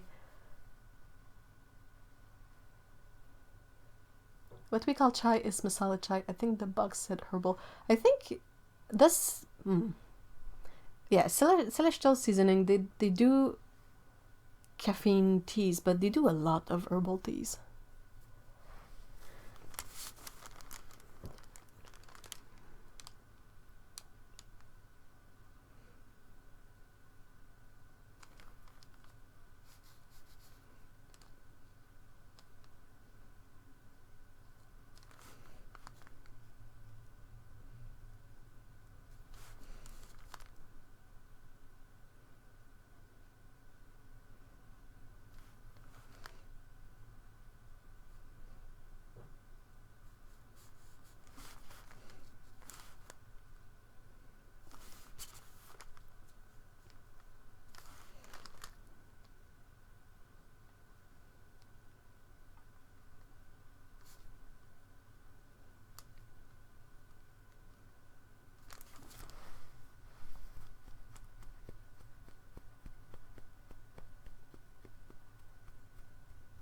Mine is the filter on the lid and all the leaves float free in the water, but it's the same idea. Oh, awesome!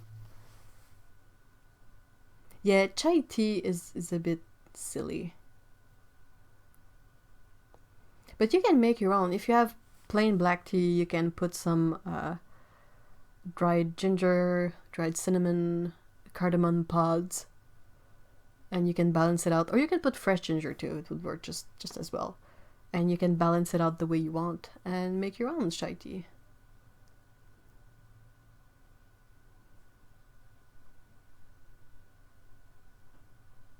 That's why I just say chai to avoid seeing tea. Yeah.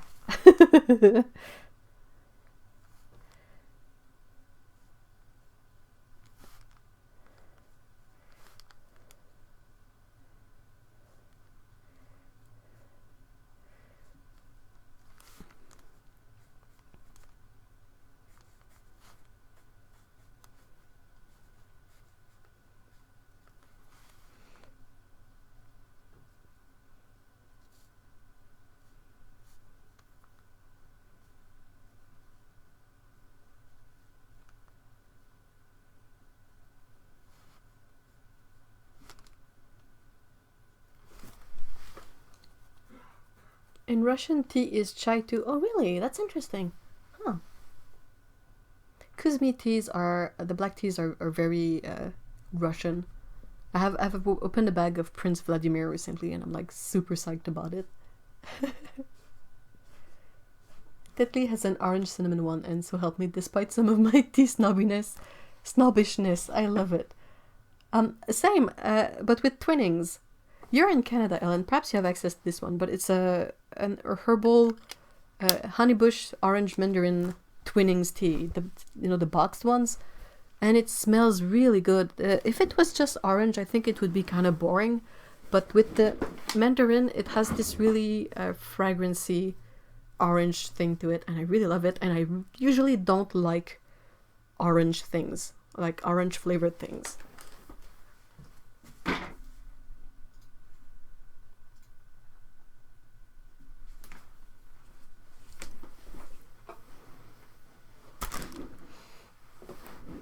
Chai.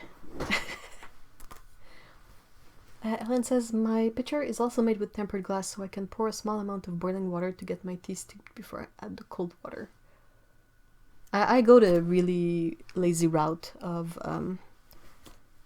like brewing it overnight. But yeah, I think that Twinnings one is only available perhaps in Canada or North America.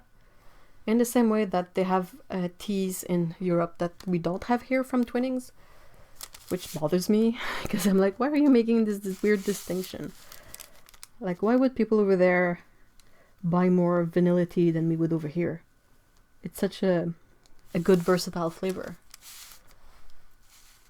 I have a bag of that from a variety box of Twinnings. It is so delicious. The first frame is just adorable. Oh, thank you, Patricia.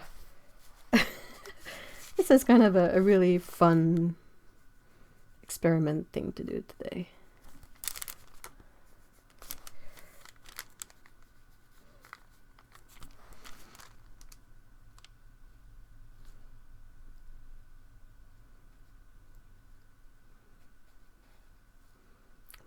My brush pen is extra juicy. I must have put a new cartridge in not long ago.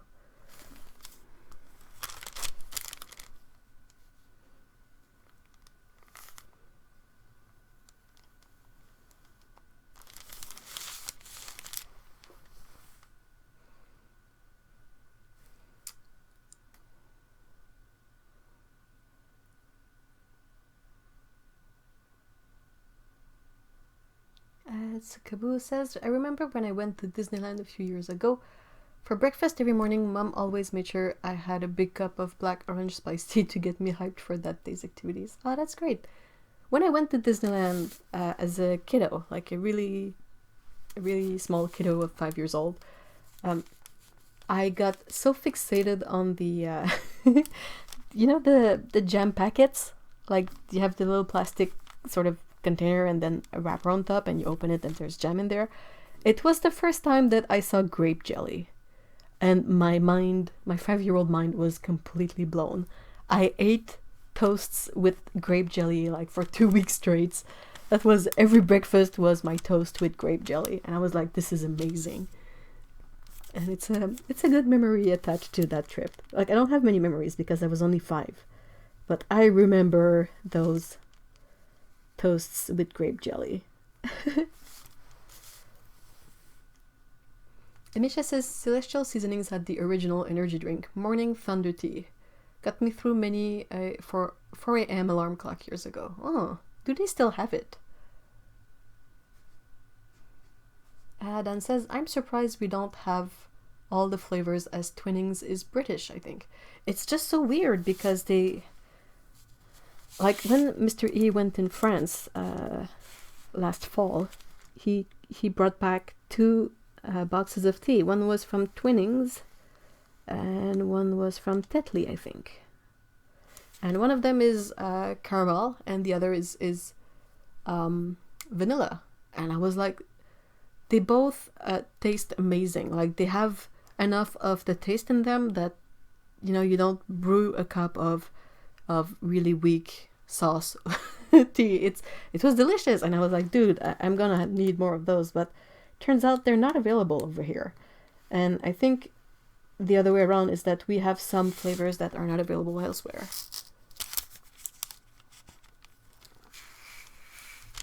Grape jelly? Yeah. It is technically what it is. It's, you know, the same way you have apple jelly as a spread to put on bread. Well, they make, I mean, come on, grape jelly is basically sugar jelly because it's you know, grapes are, aside from being sweet, like, they don't really have much else for themselves. But like, as a kid, I think it was the first time that I was eating a jelly instead of a jam. And I was really, really impressed. And yeah, Welch's does the grape jelly. So yeah, I was really impressed about that. In USA, a staple meal for kids is PB&J. Peanut butter and grape jelly. Some companies even layer them in one jar. Well, I would have thought that the J was for jam, you know, because jelly was not a big concept here. There would always be like, you know, when you go to eat breakfast in a restaurant, you would have always the orange marmalade. I don't know who eats that, but it's always there. You have the Kraft peanut butter, and then you have raspberry and or strawberry jam. But those were pretty much the most current thing, with maybe butter. But the grape jelly in this little servings, when I saw that in the US, I was like, wow! Mind blown. Grape jelly is a gelatinized grape juice with loads of sugar, pretty much. Well, grape juice is basically just sugar. Far closer to grape juice than actual grapes. Yep. Oh, yeah. Hold on. I have a Welch. I have a jar of the grape jelly here from many years ago. Hold on. Is there the years on that? In the 90s. I am old. But it's a Pokemon jar. Back from the original 150 Pokemons were the hot thing. We had a few of those, but many of them went through the dishwasher and they were all like washed out. But this Charmander one escaped such a sad fate, and I still have it, and I use it to put brush in it. But yeah, you see the Welch's here, and there was a really lousy cap that went on top, and the grape jelly wasn't there. So yeah, there. Actual proof. Right, I'm back properly. I had to go eat ramen after all that ramen talk and no dinner. Which ramen did you get, Otto? Did you get one of the Sapporo Ichiban one? Depending on which sibling was making them, they mix the layers. Oh, that would drive me insane. Like, to have both the peanut butter and the jelly in the same jar. It would make my brain explode, I think, just to try and keep order in there.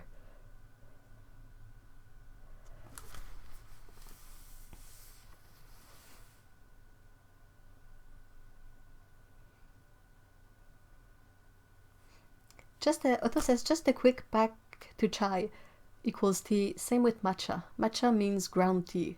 So matcha tea is ground tea. I feel like we should try and see how far we can push this.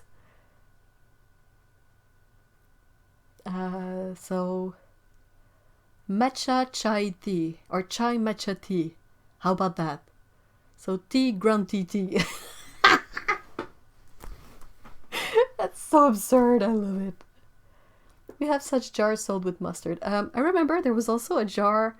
I don't remember what was in it, but my grandma had quite a lot of them as glasses. But they had playing cards on them. And I think it maybe was mustard or whatever, and you could rinse out the mustard and keep the jar as a glass.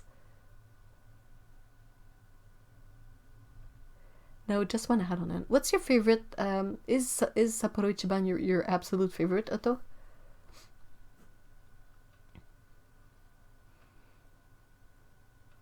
Alex says, yeah, they'd ruin it. Some people lost privileges in terms of who could make sandwiches.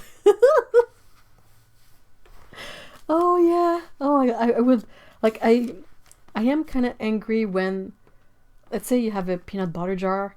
If you buy just the peanuts stuff that separates, it usually like evens out because with the oil and all that. But if you buy the kind of peanut butter that keeps its shape like Kraft, I would always try to, not have a dent on one side, like even it out. It bothers me so much. Do you guys know Neapolitan ice cream? It's the one that, well, the way we used to buy it, it was a brick that was sold in cardboard wrapping many years ago. And you would have one part of the brick was vanilla, one part of the brick was chocolate, and one part of the brick was strawberries. And in the family, some people really like vanilla ice cream, not me. Some people really like chocolate ice cream, me. And no one liked strawberry ice cream. So we would always have these different levels of ice cream depending on who ate some. And it always made me laugh. Atha says, wait, I found a grape jelly and it comes in a squeeze bottle. Aren't jellies just like a smooth jam? They're more like Jell-O, actually. They don't have the same bounciness as Jell-O, but they're usually translucent. No, my favorite is made by a place called Kokute in Kumamoto. Well, that's actual, like, restaurant ramen, right? It's a little weird, though, to put anime or cartoon characters on mustard, because it's not what kids... Yeah. Well, I think it can work. Like, the kids would be like, Mom, buy this one so we can keep the jar after.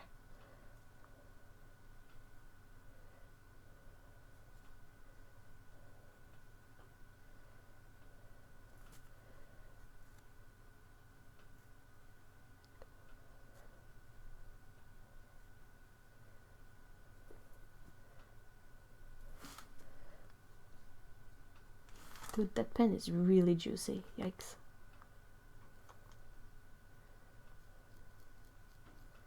Good luck trying to dry brush anything with that.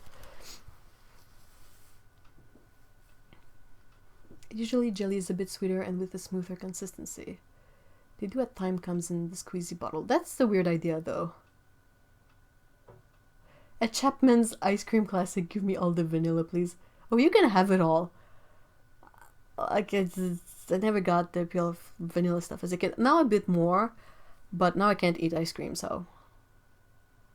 I always felt like vanilla was the blank stuff, like the not flavored one.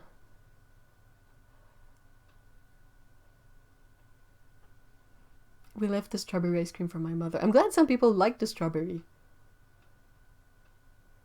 So jelly is just sugar with flavoring, and probably some kind of gelatin in there to give it the jelly look. Yes, but they do cook at home packs too. Oh, great! Oh, yum. Yummy.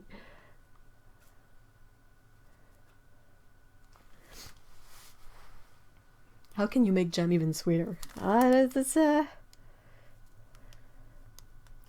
feat of strength right there. But yeah, I think grape jelly is like as sweet as you can get. Same with apple jelly, because I think you start to make those from the juice. So it doesn't even have any fibers in there to help counter the sugar. I love vanilla. It was my favorite as a kid. Oh, well, we wouldn't have fought. We would have been perfectly on on level with sharing ice cream. Like, you can eat all of the vanilla part.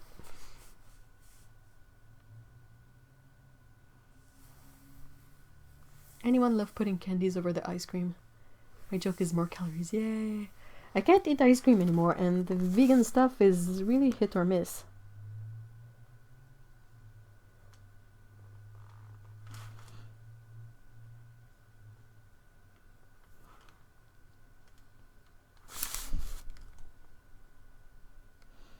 I tried Ben & Jerry's a few times, but it's really too sweet.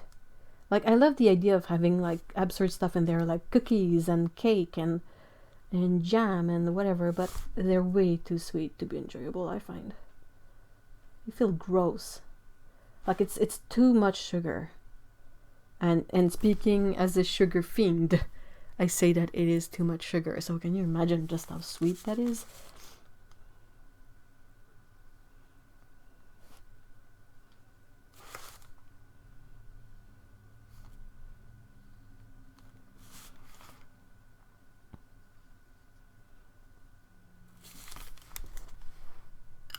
Time to let this dry.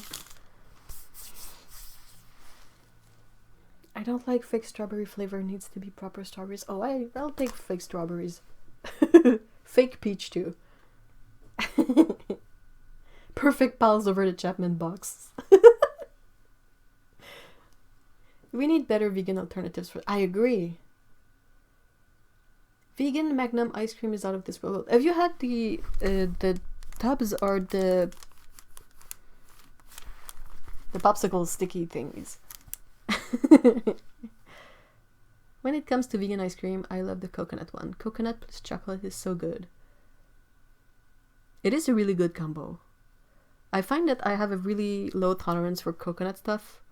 Like, I get tired with it really fast. But the first one is always delicious. Ben & Jerry's is alright for me.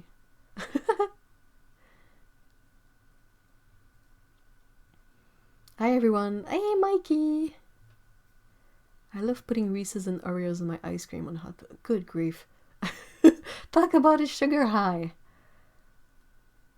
I would just put the Reese's in the fridge and eat them cold. That sounds good. Hey Alexandra, hi. Thank you so much. It's the kind of mix of ideas, but it's about the inception of the tortilla. It's gonna be more clear with colors on it, but you have a white cat, some mischievous cats with bags of powdered color, and they attack the white cat and it comes out a tortilla. Baboom pish. Hey Holly, hi. Jelly is clear fruit juice with gelatin. Apple can be cooked down to jelly without adding other things. Jam includes fruit or fruit pulp. Yeah, exactly. So basically jelly is just sugar. Because it's juice. I mean, it has flavor and all, but juice is essentially just the sugar out of the fruits. The chocolate covered ice cream on stick one. I've had those. They're delicious.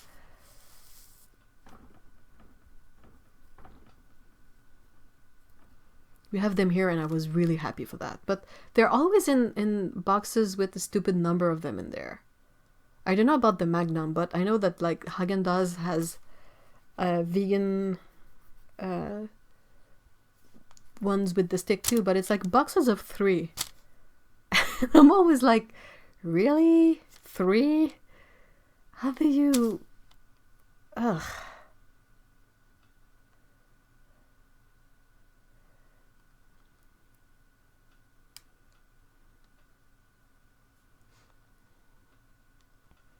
No, would still use the fruits to make jelly from scratch. Come on, dry. I love how we always end up talking about food on Caturdays. It feels right. Feels right to talk about food on Caturdays. I like food because it's such a fun topic and we can always find something fun to say about food.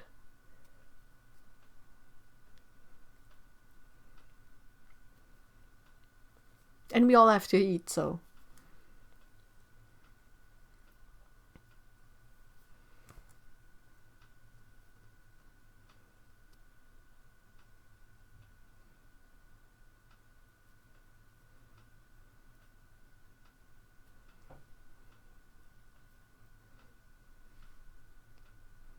I miss my previous apartment.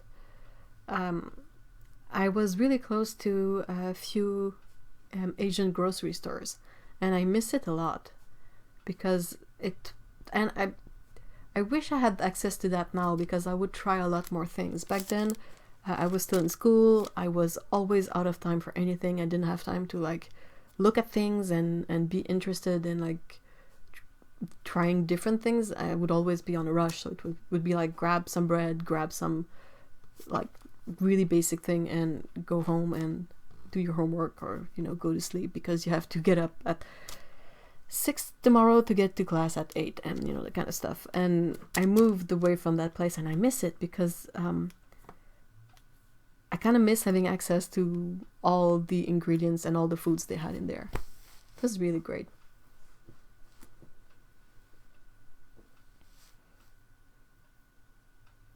Food and cats, what more do we need? Not much. Toilet paper, I guess.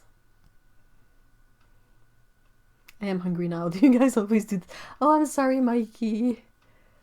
Yeah, sorry, not sorry.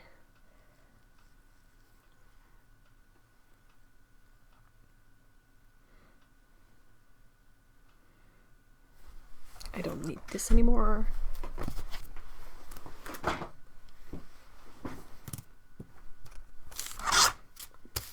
This, yeah, I kind of like this palette a lot, but I'm not sure I'm going to be able to mix the darker color of a tortoise coat with these. So I could do a couple of mixing swatches while waiting for this to dry.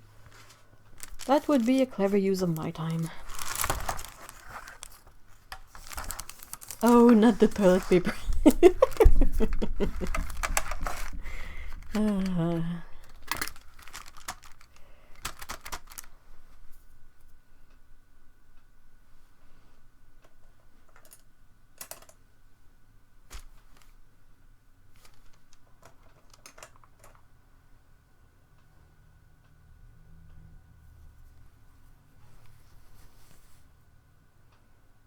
It's cool, I've got ice cream in my freezer, so I'm all set. Awesome.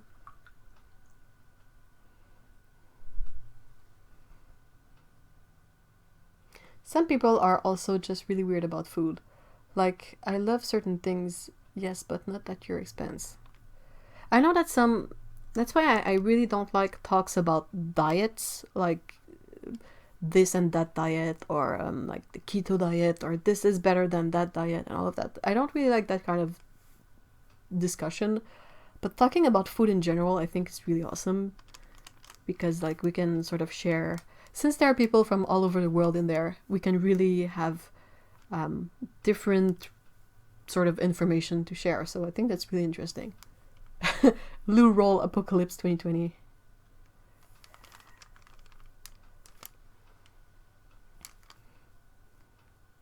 Oh, Amisha says, I cannot knowingly let anyone go hungry. If I know they are hungry, I find ways to feed them. That's a very solid instinct.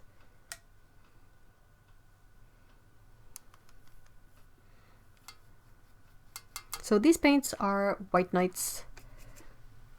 Oops, I can't see if it shows well.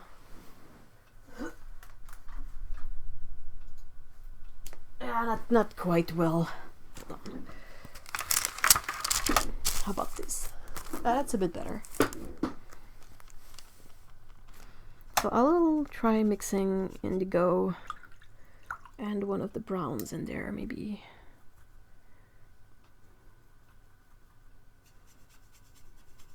Oh yeah, that has potential. It's a tiny bit green.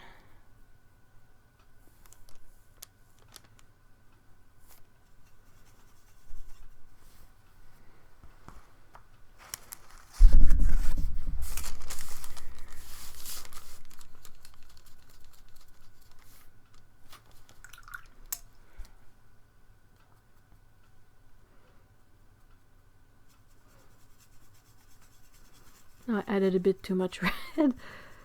White Knights, they don't kid around. Their colors are really intense. I love them. That's why I decided to put them in this palette, because I wanted to use them a bit more.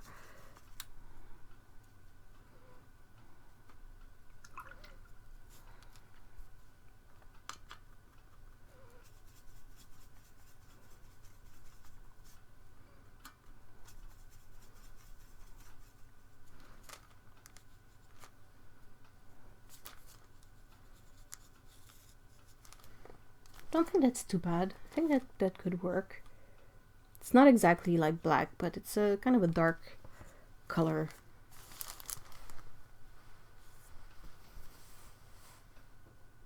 I love Scottish ice cream that Aldi sell. What makes it Scottish? Apocalypse and chill.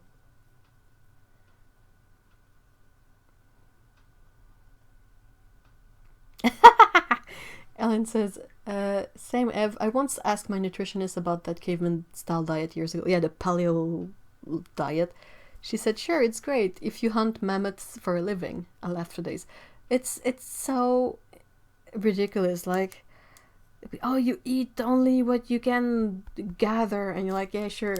Show me the tree that sells like the little box of berries. You know. Show me the trees that sells prepackaged meat at the tree. Show me the animal that gives prepackaged meat. Tree. If meat could grow in trees, we would have a lot less problems. Oh, Carolyn says that woodpecker is back. Must have taken a tea break. Maybe.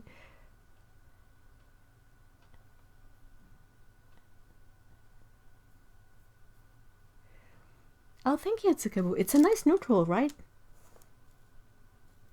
I like it. Using the White Knights right now as well, except yours is a lot cleaner. It's only Queen because I've just set it up. I haven't used it yet. This will be the first thing I paint with it.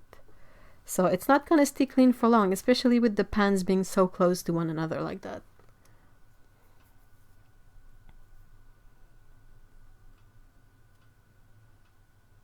Except for orange flavored cats.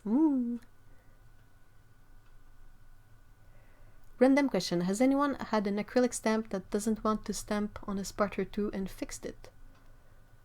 I got ink refresher for the ink pad, but I'm not sure it's fixing. Stamped bought on block. So you have a mounted stamp. An acrylic stamp. I'm trying to see what that is. Are those the transparent?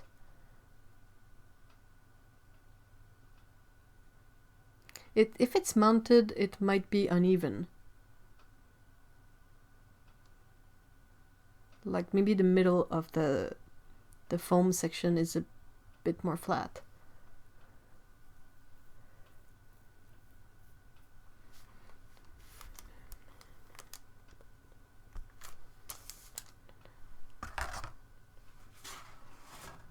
No! Watercolor paper in the glass of water, that's a bad idea.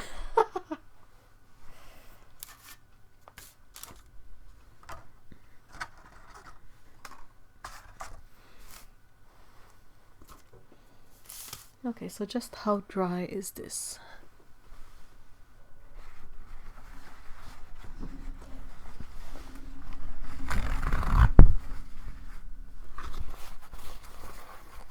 It's inking evenly everywhere else. Yes, it's the transparent type.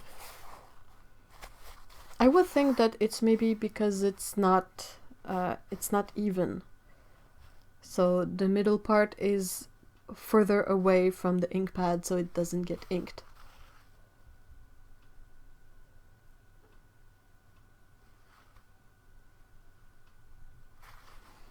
Or it could be also oil or grease on the stamp. That's true.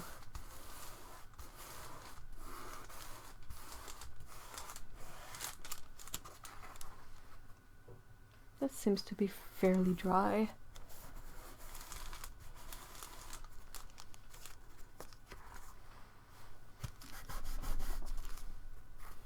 Alright, let's try erasing and hopefully it won't smudge.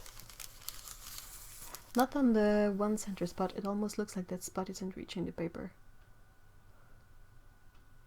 Okay, so that's it. That's because the stamp is uneven.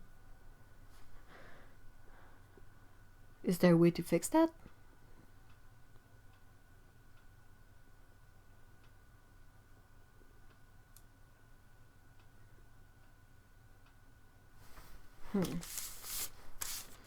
I kind of prefer to buy mounted stamps, so I don't have a lot of experience with clean stamps and transparent stamps.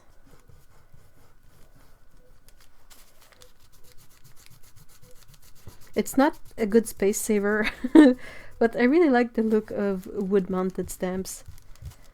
I don't know, there's really something about them that appeals to me. I don't know, like I think it harkens back to the stuff as a kid or something. It's the nut waffle flower swatch stamp.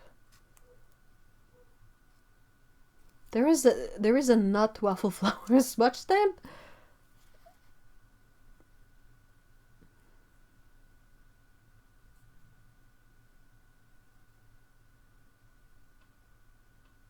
Oh yeah, that's a good idea. Otto, you're clever.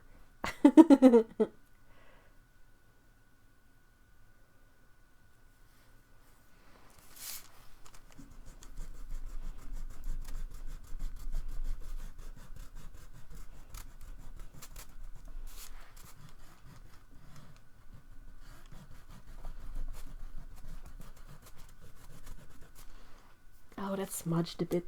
Bummer. I'm only making it worse by trying to fix it. Ah. Stupid ink that is dry but not dry. Whatever. Used to be addicted to stamping. Really? Something classic about the wood mounted stamp. I agree. I have a small collection. And I gotta say, like, most of them feature cats, and most of them are from Japan, I think.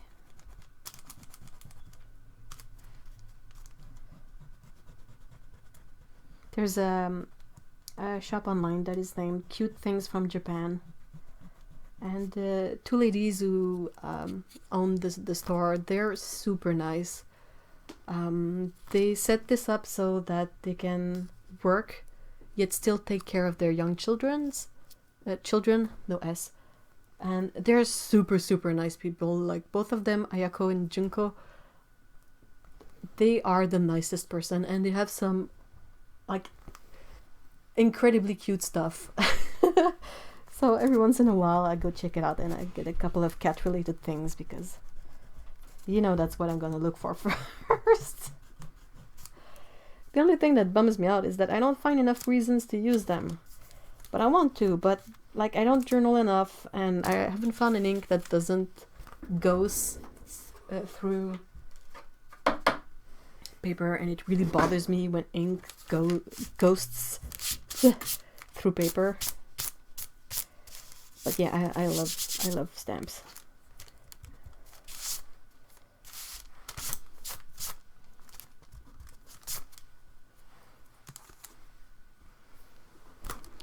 Hold on. Bing, boing, bing. I wish we could upload our various paintings here. Have you used my manganese blue in the scene? Well, you can upload them to the Discord. We have many channels over there, and one is for sharing art and getting help or feedback. Yes, it's from Susan Chang. It's for a single 2x2 swatch. I'll have to check that out. Hold on, let me find a place where I can write this down. I don't know, my sketchbook is...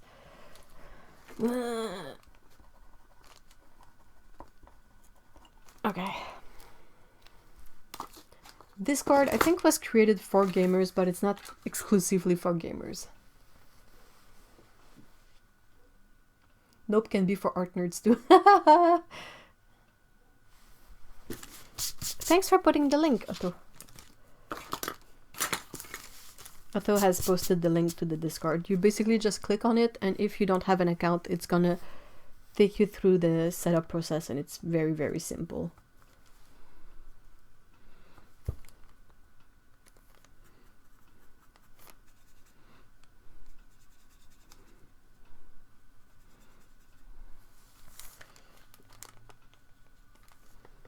Wow, that's a dirty color if I ever saw one.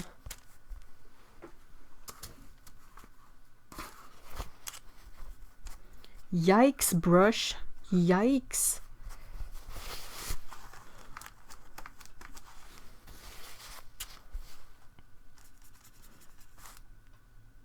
I know my water is not super duper clean, but it still shouldn't be that dark, I think. Yeah, that's a bit better.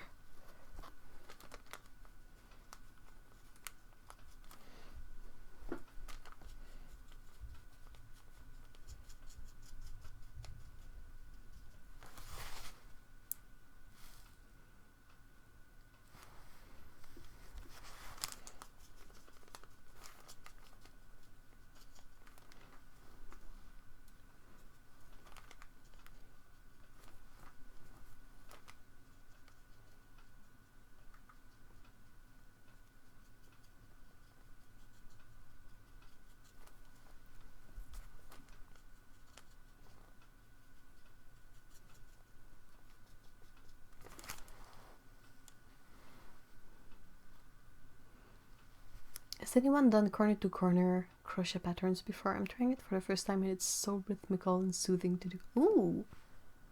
Ooh, that sounds great. Oh no!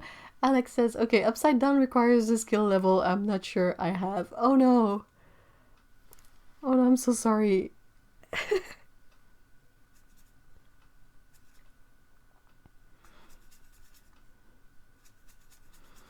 I find it a bit, always a bit unbelievable just how good these paints, the White Knight paints, are for the price. Like, it's kind of baffling because this is really unlike most of the things we have here. Like, everything is pricey, and like even Cutman is pricey, and Cutman is a really disappointing brand of paints. Like, when you are not necessarily used to using watercolor, like they're weak and they require a lot of layering, but they don't layer all that well. But White Knights, they're like super creamy, they re-wet really easily, they're fairly inexpensive, they have a lot of colors, and you can find them on Jackson's, which is really accessible.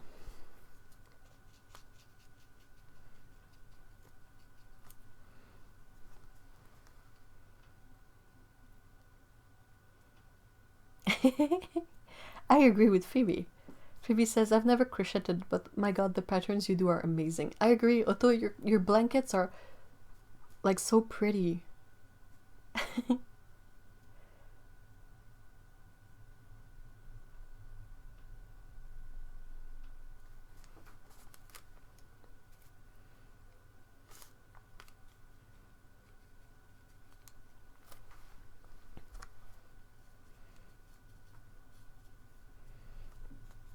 Otto has a really amazing crochet Instagram, if you guys are into that kind of stuff. It's always like really colorful crochet and patterns and beautiful things. I think like something like yarn work, crochet or knitting is the least messy way to work with color, because you cannot spill paint, you cannot have pigments going anywhere. Like, it's yarn, it's not gonna it shouldn't like stain anything, but it can be so colorful and fun too.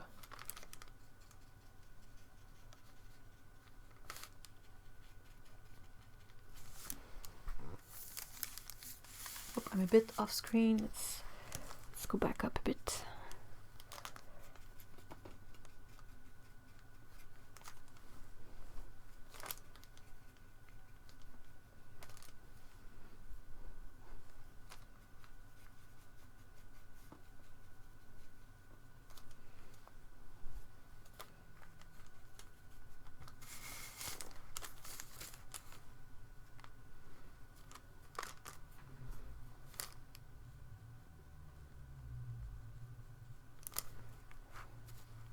Nope, that's my water. Did I?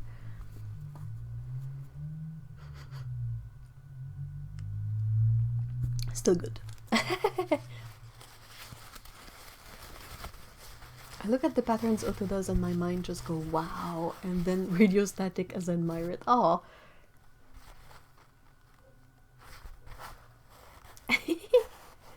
I've had a new lease of creativity now that I have this charity to make the blankets for. Yeah, that's really awesome. I don't have Instagram, but I'm considering making an account. It's really useful to keep track of visual things. Hey, Barbara, hi.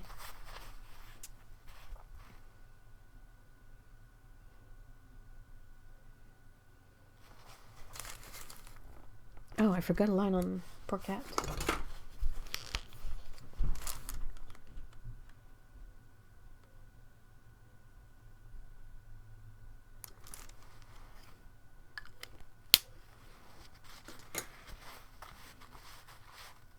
We've all done the dipping the brush in the tea instead of the paint. I don't think I have yet. It's come close many times, but I don't usually have my drink on my table. I only have it during the live streams because it's a bit of a bother to move around more. Lizer, hi. Hey, long time no see.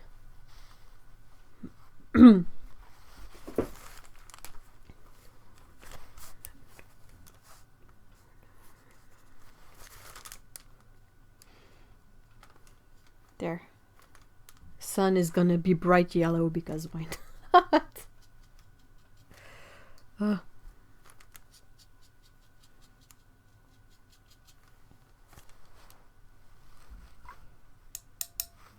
I figured out that the odd white nights I'd gotten are St. Petersburg classics.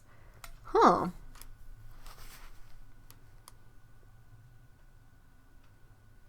What makes them different from the other regular St. Petersburg or White Nights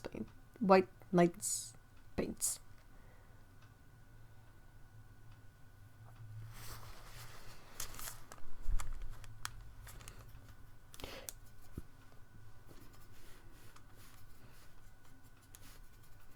I was so excited when White Nights released Cobalt Teal color. I think I bought like 4 pans. I have a backup of pans because I'm like, don't take it away from me. It's awesome. And I really want to try some of their new colors, like the Dune, Mint, and Lavender ones. But they're not yet on Jackson's, and I'm like, come on, come on, come on, come on.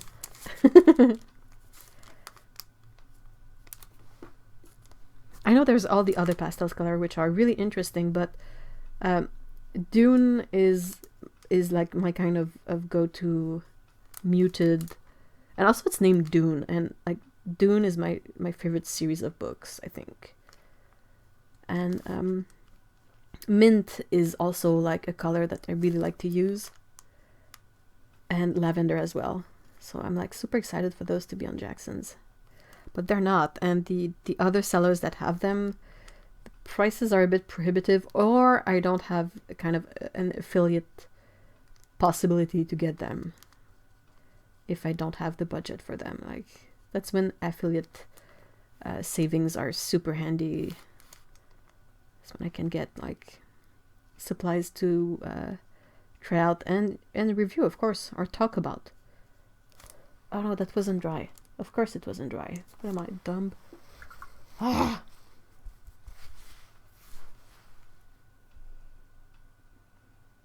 There are mugs. There are mug pairs out there where one says paint water and the other one says not paint water, and I want them. They'd have to be color coded though. If it's just text, I'm sure I'm gonna do the mistakes too. Tsikabu says, it is a giant yellow glowing ball of death after all, the sun. That's a fair point. That's a really, really valid point.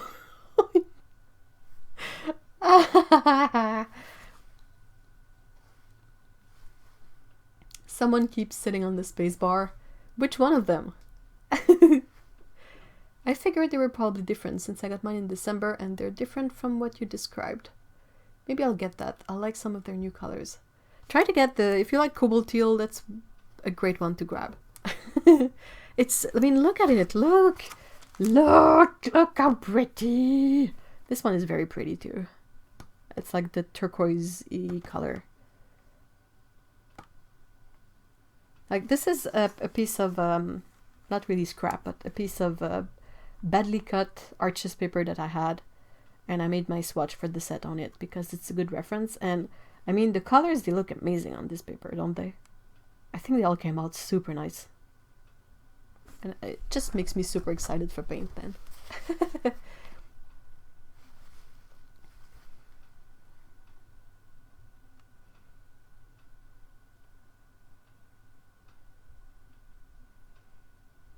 The pastel set is actually pretty. It looks so pretty. But like, yeah, if I have to prioritize mint, dune, lavender, then coral, and then the rest.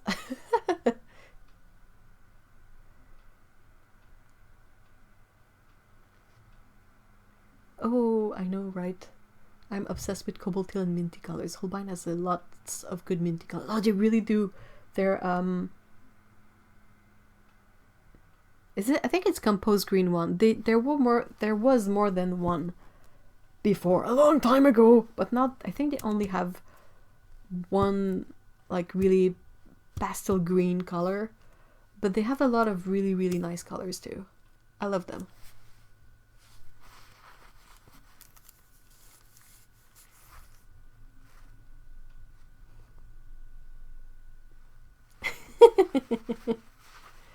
The German sellers just got them a few weeks ago. Oh, maybe they will get to Jackson's eventually. Eliza says, haha, same, I definitely end up misreading the clearly labeled notes. Yeah, one would have to be like bright red, and the other one would have to be like a soothing color. And the bright red one is the one you do not want to dip your brush in. I got a big 100 grams of cobalt turquoise. Like, ooh, hoo, hoo, hoo. Ouch. Ouch, ouch, ouch. What pigment is that turquoise from? Hold on. Okay, I'll try not to make too much noise, but I'm going under the desk, so headphones user, be careful.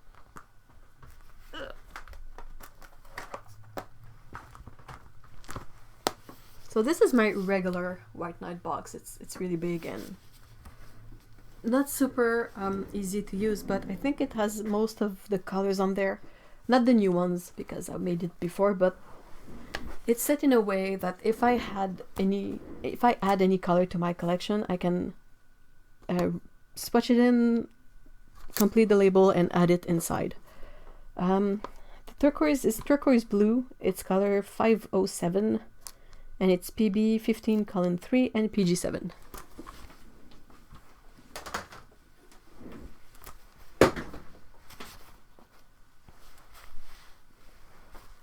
I always put my drink as far away from my paint water as possible. Always drinks on the left, paint water on the right. That's a really good kind of rule to put in place, so you get used to it, and then you don't really have to think about it anymore.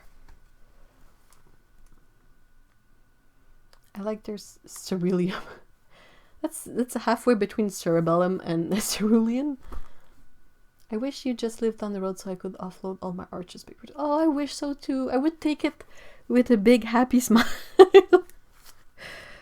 Oh, maybe one day we'll make that happen, right? Like whenever I kind of mention it, Mr. E is always like, yeah, you would have to sell all your stuff, and I get like instant anxiety. Because I'm like, but I don't want to sell all my stuff. I want to keep all my paints.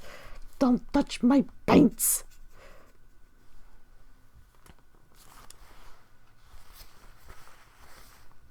I was cringing watching old Bob Ross episodes last night because phthalo is always spelled wrong.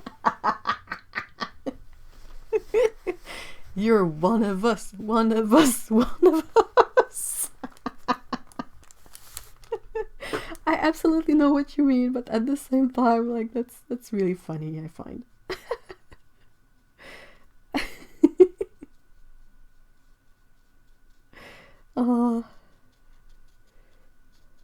Oh, Bob, what a good guy. Sorely missed Bob Ross.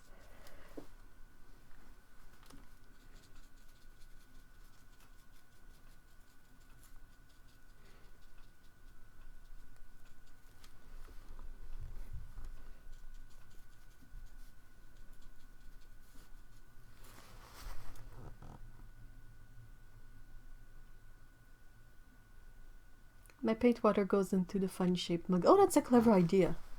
I'm sorry, I hope I didn't miss too many chats before that one, because my window stops at Alex's chat that says my paint water goes into the fun shaped mug. Above that, I can't see them, unless I'm like, I get up and fuss with things. I'm absolutely obsessed with them in my gouache. Oh yeah, dude, absolutely. Holbein gouache is really, really nice, and their pastel gouache colors are lovely. Absolutely lovely. I've used the pastel set to paint on black and it worked nicely. Did you try on black watercolor paper? What pen are you using? I have 2 pens. I have 3 pens now. Huh. But this is the Pentel brush pen.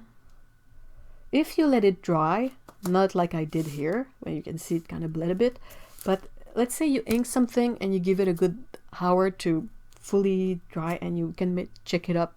Some paper will take longer to dry, so you gotta be careful, but once it's dry, it's waterproof. And then I got this. It's a Rapido sketch by Kohinoor, and their ink is also waterproof, but you kind of have to fiddle a bit more with it to get the ink in there. And I don't have it with me, but the carbon, platinum carbon fountain pen in extra fine is a really great one too. And it's super affordable. All of them are really quite affordable, except maybe this one, which is a tiny bit pricier. But I was looking for an alternative to felt tip pens that you end up throwing away. Like this is a very, very old one, like more than 15 years old. And yeah, once this is empty, like you have to toss it, and that bothers me. So with these, you can refill the ink in there and keep them for a really long time. So I thought it was a nice sort of investment more, if that makes sense. I'm really trying to find option for tools that you don't have to buy a new one and throw away the used one.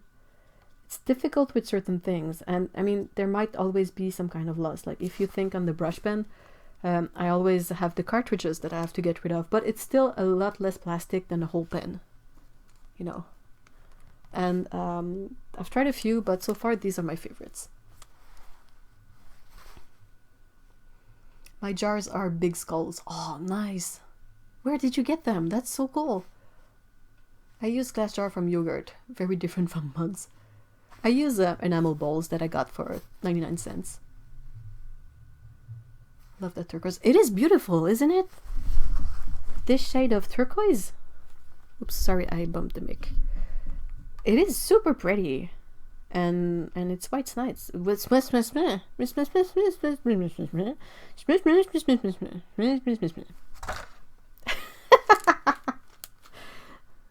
I had a coffee before the stream. Maybe that's why I'm kind of super today. I'm in a good mood, I guess. I'm happy to see you guys. I think that's what it is. I'm happy to see that you seem to all be doing well, and you seem to be in a good mood too, and that we can hang out together today.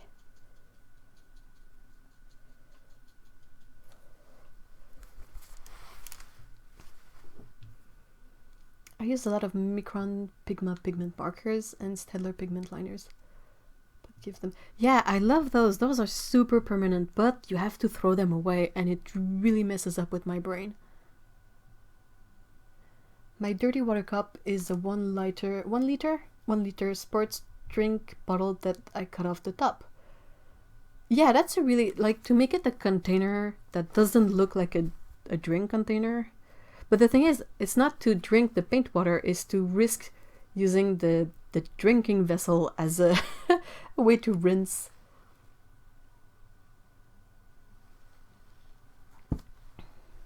Moving is stressful, let alone across an ocean into a different country. Yeah, that too.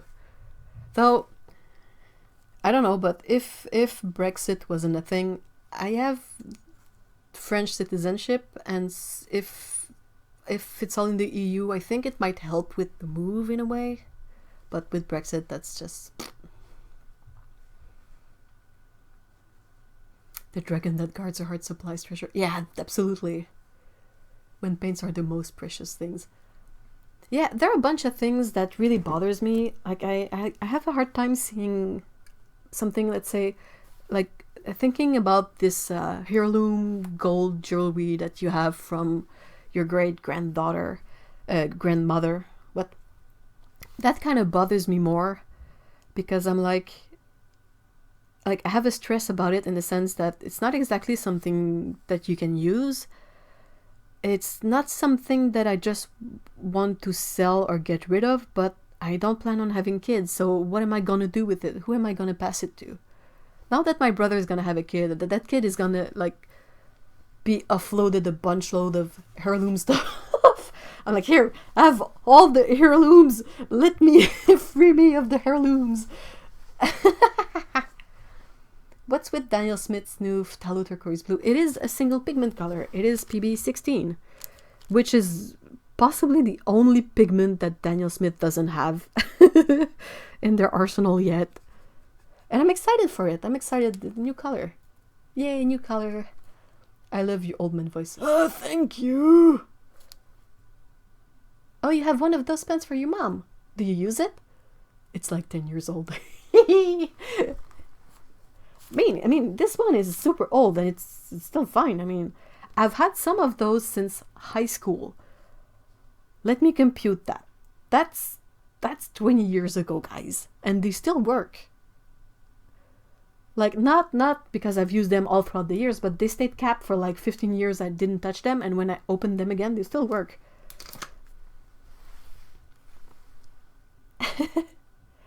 I've been looking for a fountain pen to minimize waste. It's just something I use over and over. Yeah, do you have the platinum carbon one? I don't have it nearby. But I can get it. Hold on. Let me use this paint on my brush first.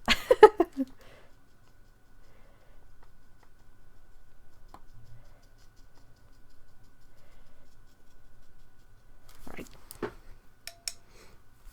Screw you, Brexit, you robbed me of Eve!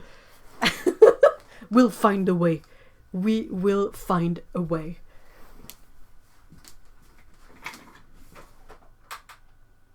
Oh, I have to show you guys that because that cracks me up so much. And maybe this one. Where are you? You're in there. Maybe it's in there. Alright. It's show and tell time. Because I grabbed a bunch of things that I can't show you guys. First of all, this is one of the kind of refillable pens that I really enjoy because it's lightweight, it's plastic, and you buy this part and you keep the edge. It's called Kokoiro, but this one has cats on it. Cats. They're not the greatest pens, but I mean, come on, cats. That's one. I don't think it's not at all waterproof though. Absolutely not. If it helps, Brexit is gonna be... I missed it. Delayed. Brexit is... I'm sorry, but it's a really bad idea. Okay, so...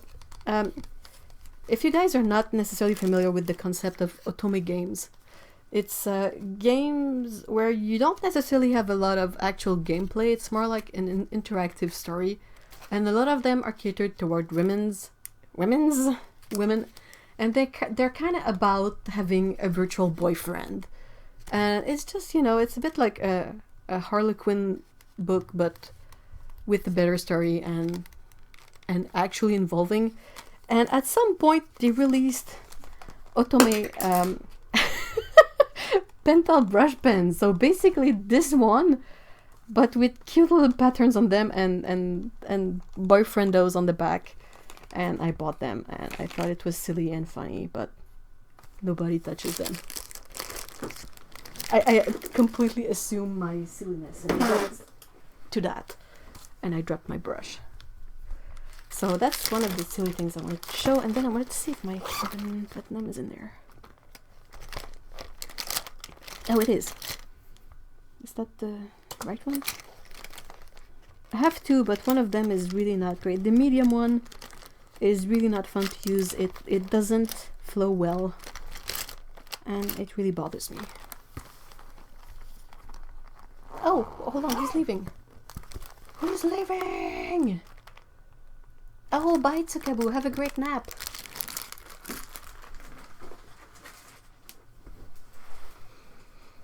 PB16 is the latest Daniel Smith color. It is. It is. It is. Thank you, Tsukaboo, for the kind words. Have a great weekend.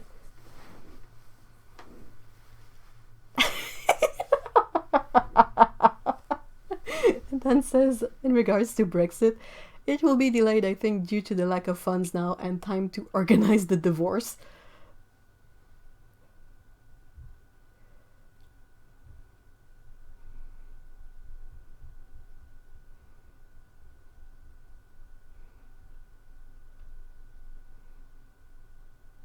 Aww. Do you enjoy Otomis too, Eliza? I even bought this pair of my favorite dude character from the game because I was like, what if the nice print peels off? It was just so absurd to see the combination of two things I enjoy but that have kind of no really link between one another. Okay, so this is the carbon pen. I haven't used it in a while, so I wonder if it's still good to go. Oh yeah, no fuss. This one, also fully dry, is completely waterproof, and you can refill it with cartridges, so it's really easy to manage. Like, you don't have to fuss with it a lot.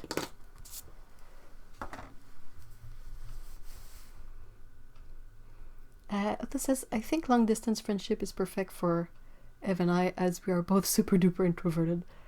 Like, I've never met anyone who matches my introversion so well. Yeah, but I think we would have some really interesting like in-person times of just, say, both of us painting, but just like painting and not necessarily talking or being super involved. So, like, I think that would be a really unique thing, but yeah, hopefully, like, it would be fun to be able to, like, go eat at Nando's together or something. I agree that it's really weird when I don't have news from you too, Otto. It's like, I'm always, like, trying to, like, okay, what time is it for her? Is it lunchtime? Is it...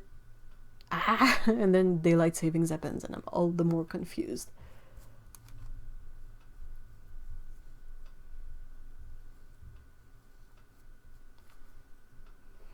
Yeah, I'm super caffeinated and hyped.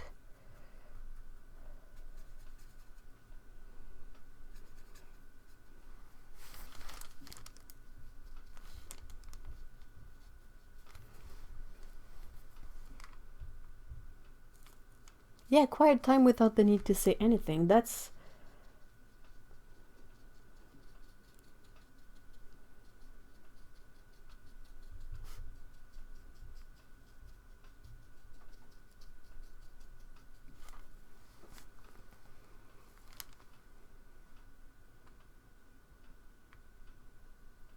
Yeah, we know how to give each other the right amount of space and still hang out a lot. Yeah. We don't have Nando's, but we have the sauces, though. I don't have any restaurant here in Quebec, though, I think. But I have the sauces at my grocery store. Wonder if there's a Nando in Quebec.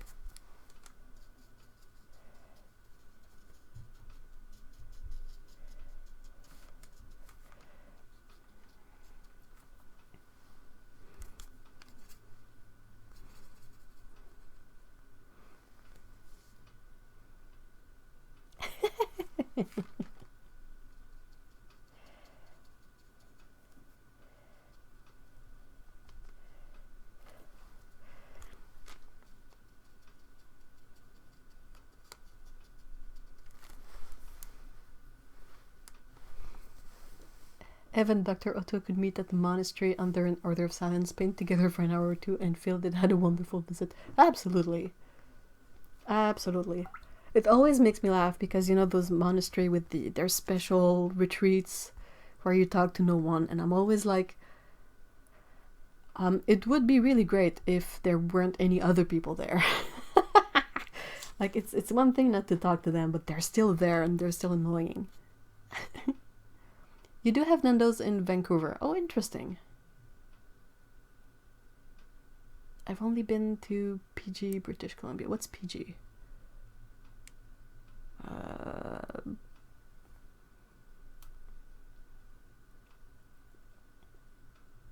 I think if Otto and I were at the monastery in silence, it would only be broken every once in a while by laughs, because I'm sure we would do stupid stuff that would make the other one laugh.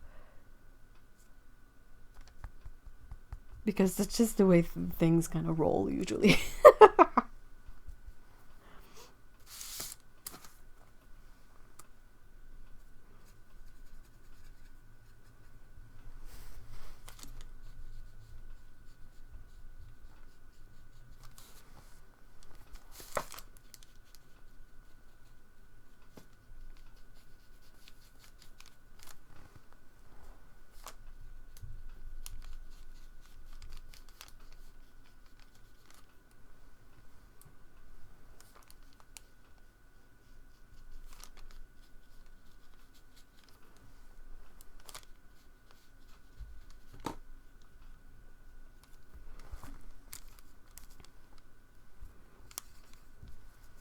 Okay, let's try and see how that goes.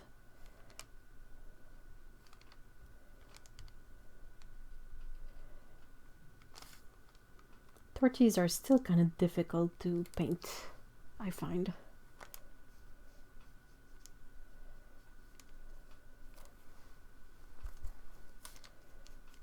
So every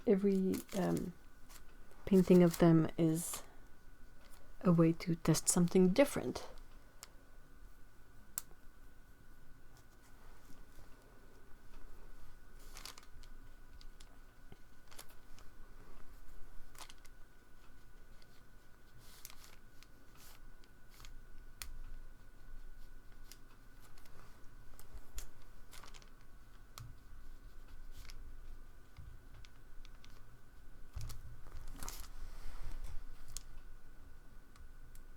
That's very true. We have very similar values in most things. It's always funny because, like, one will say a thing and the other will be like without any prompting or cueing. It's like we agree. Oh, thank you so much, Ellen. It's a really fun thing to do. I've wondered a few times if I should eventually make a comic strip about cats, because that's something that I feel comfortable doing. I still struggle a lot with drawing humanoids. I want to get better at it because I like D&D way too much to not be able to draw all the D&D characters ever, but at the same time it's kind of easier to draw plumpy cats.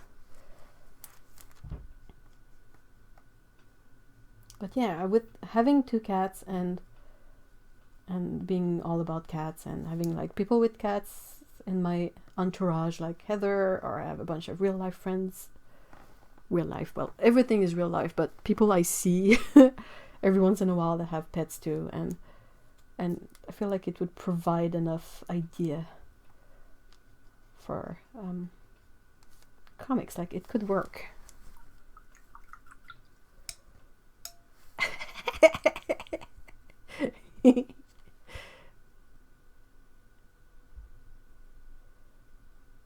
Oh yeah, comic strip kitties. I think I like, if I wasn't making it, I would definitely read it too. So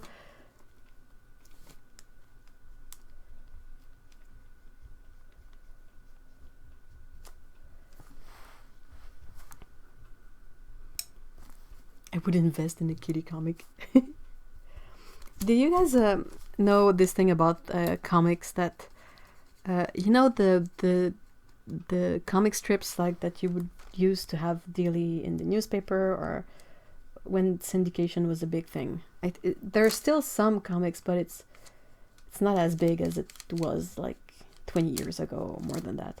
But oftentimes some project wouldn't be picked up because if they featured animals, the editors knew that there was no way ever that they could remove this project. Like, even if it was terrible, like, readers don't take well to projects featuring animals being shut out. And that kind of cracked me up.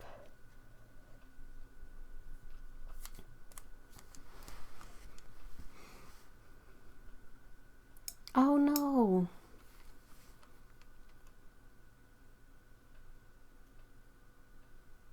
I'm the oddball in the chat who has sessions. Well, Tsukaboo has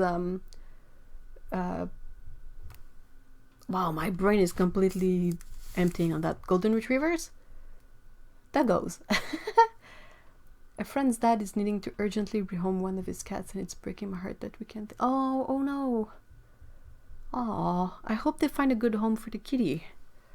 That's difficult. Do you know why they have to rehome the cat?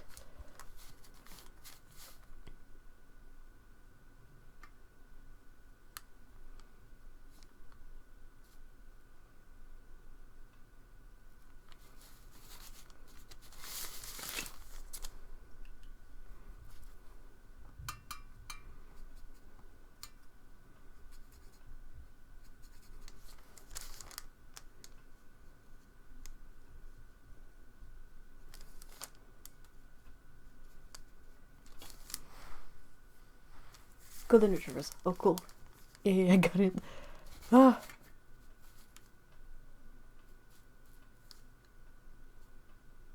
Please convince me I'm making the right choice not to adopt him. Well, it wouldn't be gerbil friendly for sure. And you are allergic to cats. But yeah, it's a difficult thing to convince you of, honestly.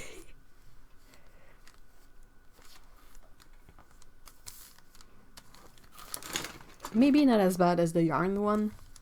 The yarn thing, that was like impossible. But yeah, not easy. The rats are enjoying the stream so much to keep rewinding it. Oh, hello rats. Hi guys. If you're allergic, don't have the funds, time or space to keep the cat healthy and happy. Yeah.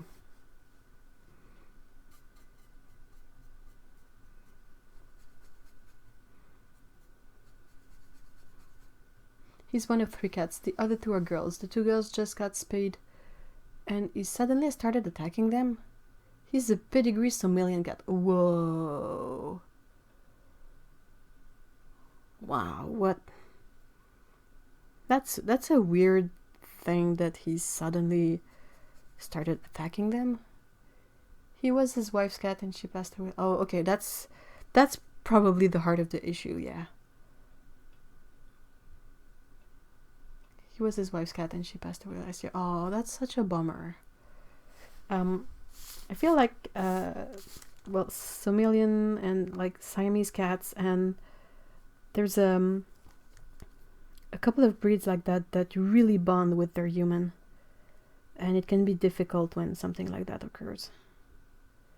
You really have to have the space to give the cat time to grieve in a way and find a new bond in a way. Like, oh my gosh, that's such a sad thing. Poor baby girl. Poor baby cat. There is also a thing called non-recognition aggression. If they smell like the vet and unfamiliar, you won't recognize them. That's true. Especially if they associate the vet with something awful. I guess that smelling like the vet then is really, really bad. We always have that when one of the cats goes to the vet. When they come home, the other one is like and they growl at each other for nothing. And it's always like, girls, you're being so silly, stop it.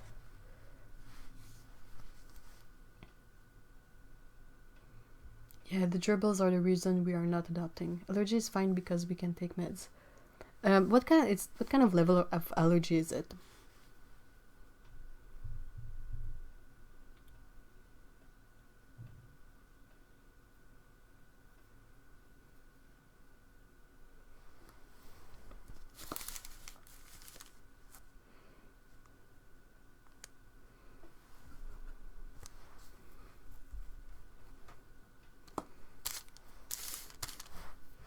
I still don't know what color to make the two mischievous cats here.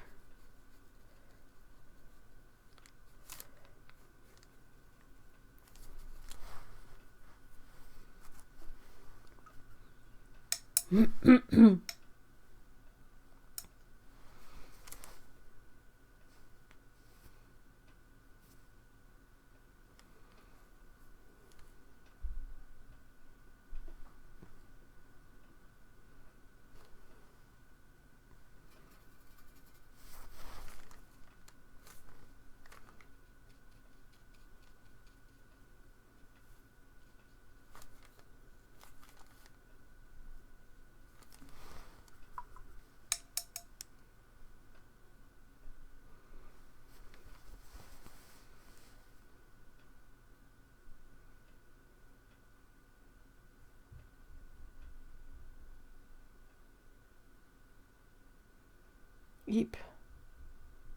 Kicked out of your apartment for taking on 2 more cats to total 4. That really bothers me.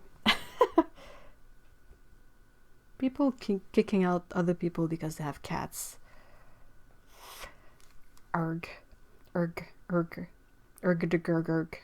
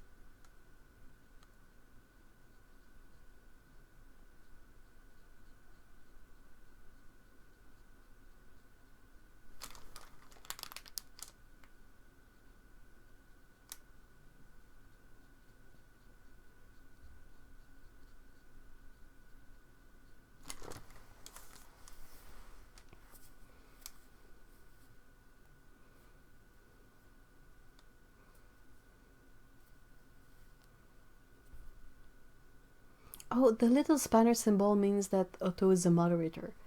So she can like kick bots, erase spammy messages. Or sometimes YouTube likes to block certain messages because they have words that can be used as an insult or a slur, but that are not used in that sense, and those messages will be hidden automatically, and Otto can make them visible.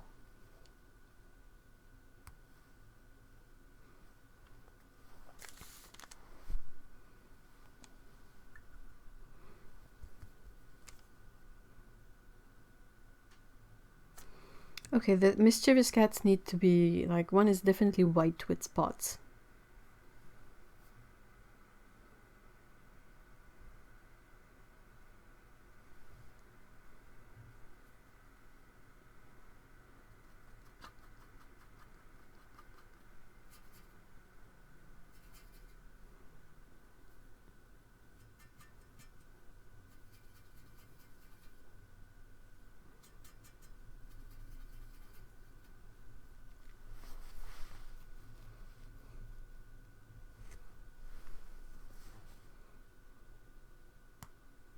Quick, who's got the link to Otto's Q&A video? Well, that's the thing. Only people with the spanner can post links to.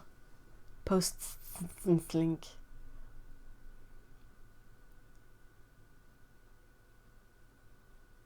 Like Hooker's Greens, like avocado fat.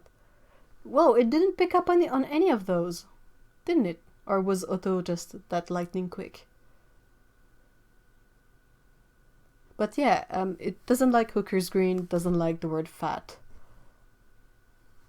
Even if it can be used as a perfectly normal word in many instances. Like, it doesn't have to refer to the insult all the time. It can be just, I bought some meat today, but it was the extra fat kind, you know. It's like pretty non-problematic kind of talk.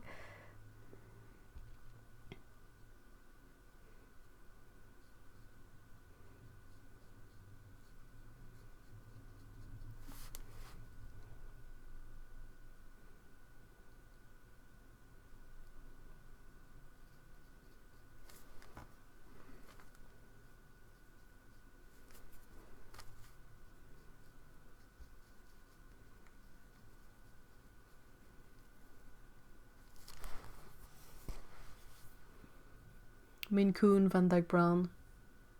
Hey, thank you so much for being here, Carolyn. I hope you have a great weekend.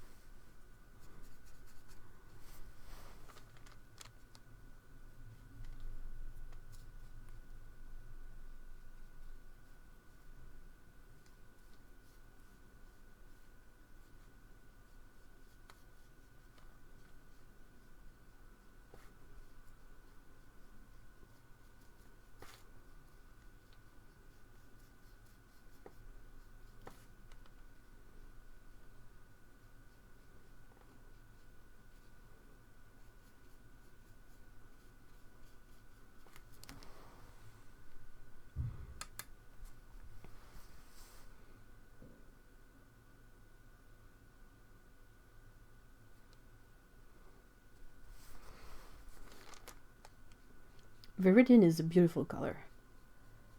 It is. I wonder, has anyone tried making it by hand in here? I know Eliza is there, Dan is there, Otto is there. Have you guys tried it? Tried to mull it? Mull it? Mull it?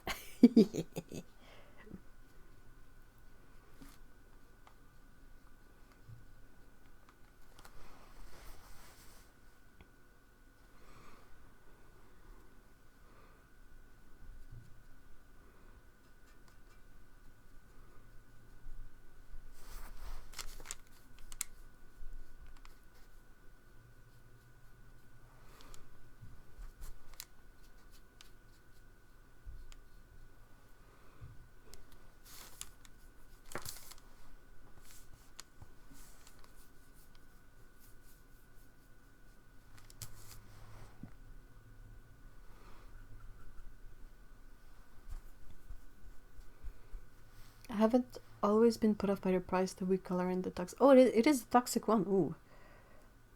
I did not remember that, but yeah, that's problematic. By the way, if you ever have to pick between hookers and Viridian and your shirt on space, go for hookers.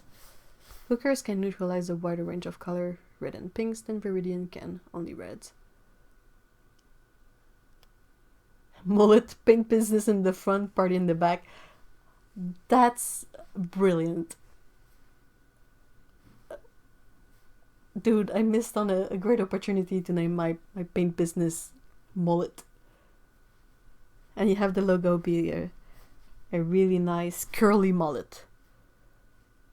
Because those are the thing.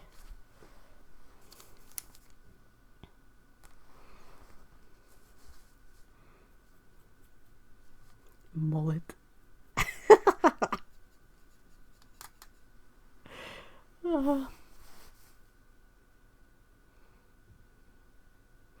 If it's from Cutman, it would probably be PG-7.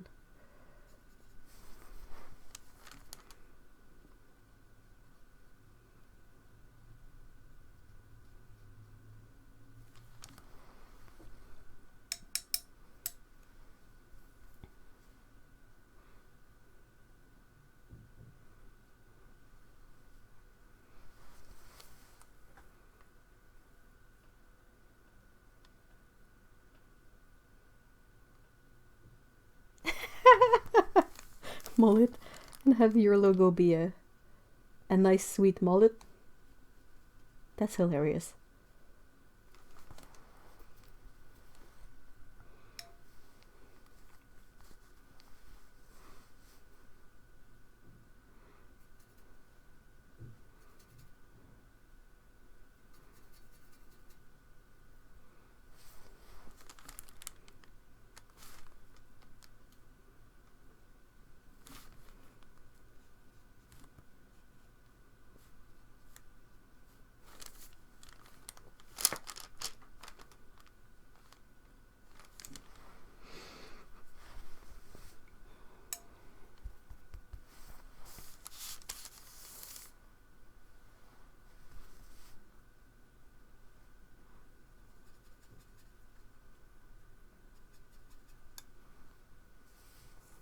Holbein and Roman do the real Viridian. Daniel Smith also has it, but it dries to a really hard rock.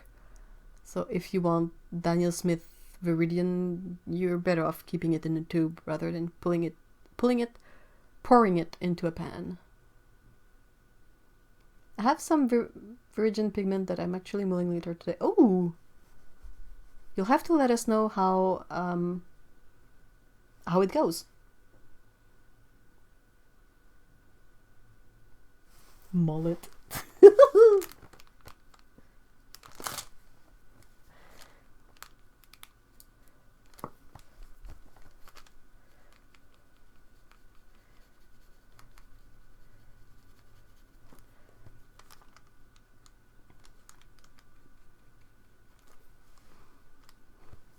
I will keep cackling to myself about that, like, forever.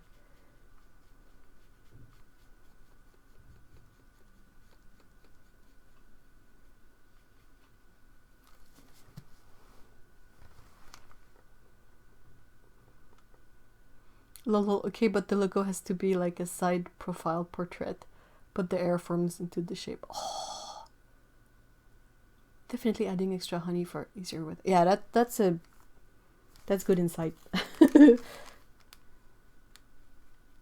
wonder if it's gonna be like Potter's Pink and like much easier to handle when it's handmade than when it's commercially made.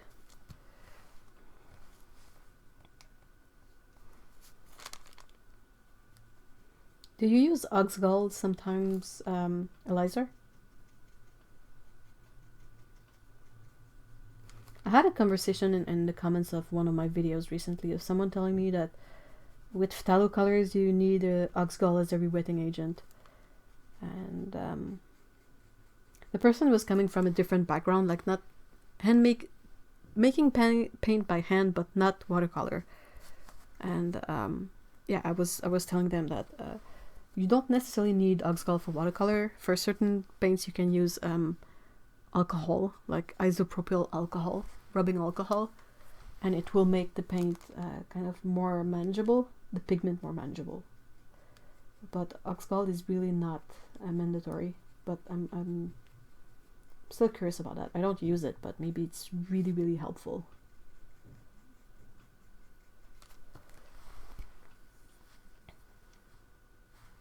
Not sure it suits the channel though. Hey, Toke, hi!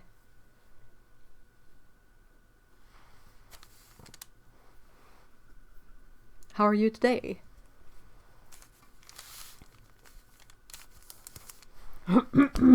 Sorry.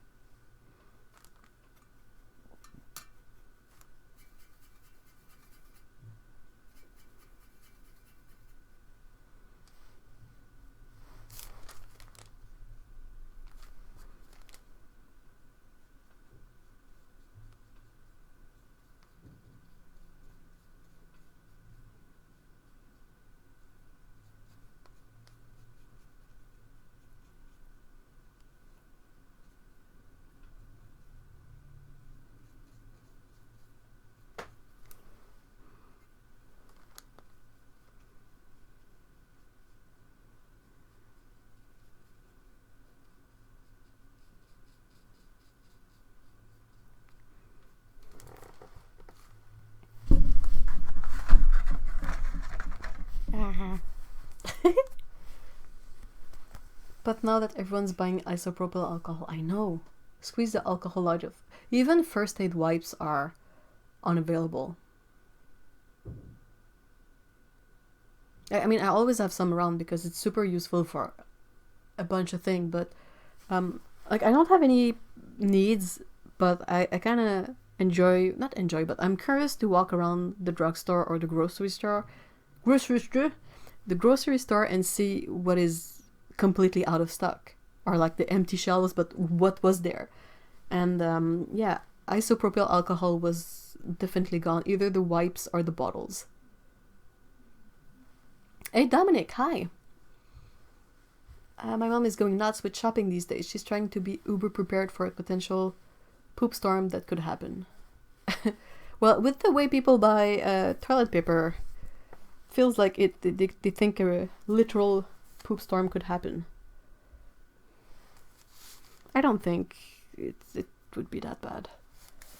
Because, I mean, it's not a natural catastrophe yet. It's not gonna, like, the cleaning, the water cleaning plants are not gonna be broken down by anything. Like, there's not gonna be, like, crummy temperature or crummy natural events to break stuff, break the power lines, and make everything difficult of access. Like, electricity should still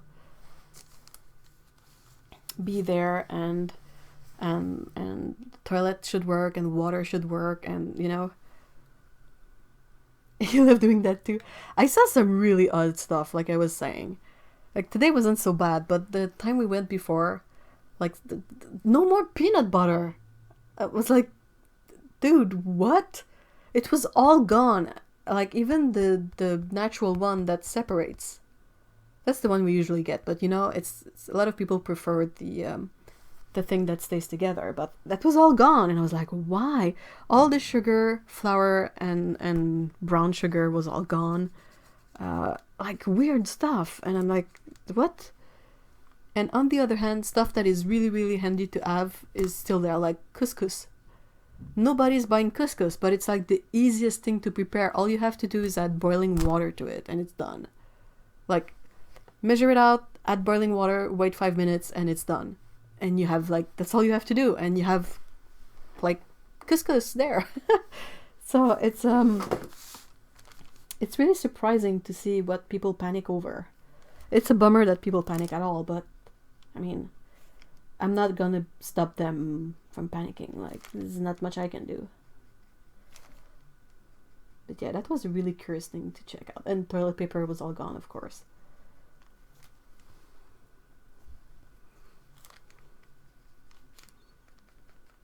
And also, funnily enough, a lot of possibly older people seem to have this skewed notion that millennials are 20-somethings.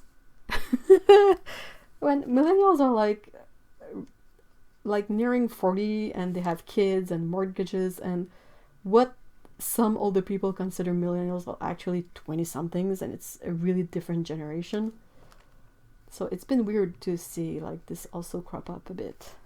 People reacting to some really stupid things, but not necessarily with the proper update in their perception. If that makes any sense. I don't understand what's going on with people in toilet paper.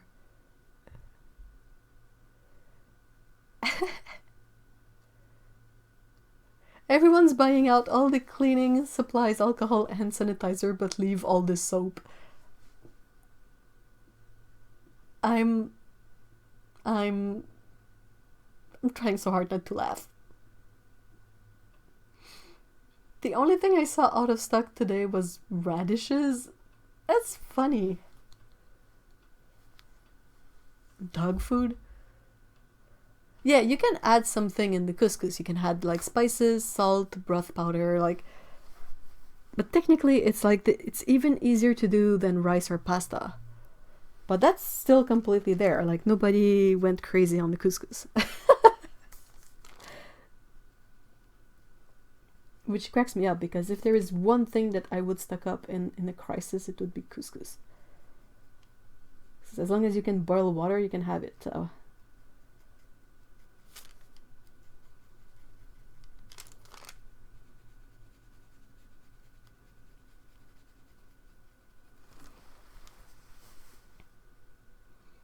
Gen Zs are pushing 20s. Yeah, exactly. I'm not rich enough to panic buy. I don't have space enough to panic buy. At my Walmart, all the Mr. Noodles were sold out except the veggie flavor ones.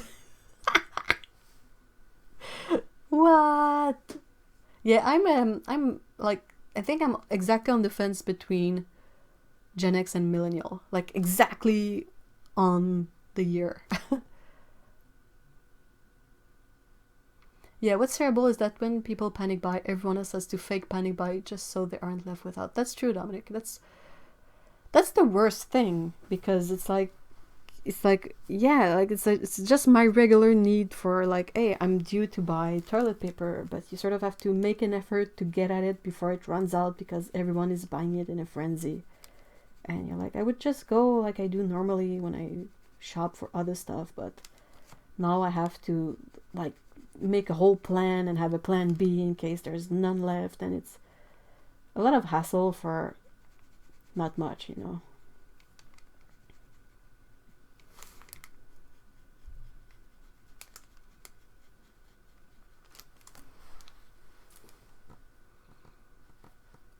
Otto says here it's TP cleaning stuff, pasta, tinned food except peas, tomato based stuff, garlic, flour, sugar, salt, smoked paprika, and cumin.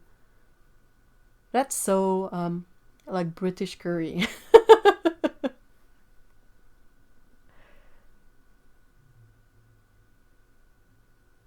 I don't know how people only keep stock of a few days worth of supplies on hand anyhow. Like, you should always have a week's worth of food. That's what I kind of believe by default. But I have friends who always have, like, food for the day only, or like maybe the day and a bit of the next day. And I'm like, but I as much as I don't really mind going to the grocery store, I don't like it enough to want to go every freaking day, you know. So when I go, I buy a bunch of stuff, and then I have a few days of peace that I don't have to go again. Didn't see a run on tomato puree. Huh.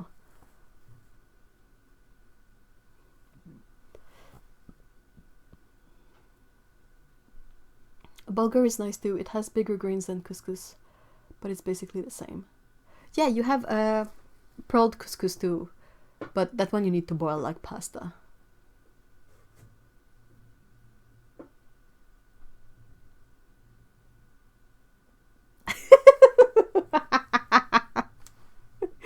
Lotto says, I'm sorry, but those people who are calling others shellfish, yeah, sure, others selfish because they totally ran out of toilet paper and they can't get any.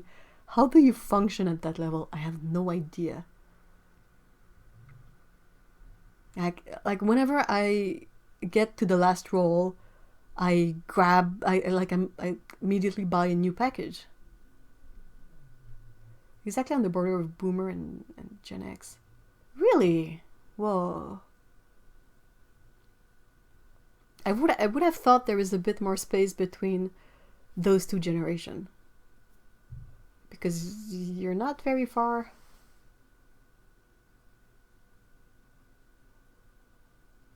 I am too. If we are the earliest millennials, anyone born... Yeah, exactly. Couscous is bad. Oh my gosh. Okay, that's hilarious. We always... we always, like, disagree on everything. Let's not forget the moms who can't get baby wipes because once TP ran out, people panic bought the wipes. Well, I'm not a big fan of baby wipes, but that's with the caveat that I don't have a baby. Like, if I had a kid, I'm pretty sure I would be all about them because you gotta cut where you can and you gotta keep what you can, and I wouldn't really enjoy like having to always wash them, but I find them so wasteful. In light of like what I've seen people use them like to wash baby's hands, baby's face, unless you're outside, that's super handy, but you could always bring something in a Ziploc bag maybe. But yeah, I mean, at home I hope people use less of them. and things that are easier to dispose of. I've accidentally ended up with 3 jars of paprika. I always think I'm out of it when I go. Well, you need to make a lot of deviled eggs then. You're just a zoomer. Oh, I like that. Makes me think of cats zooming about.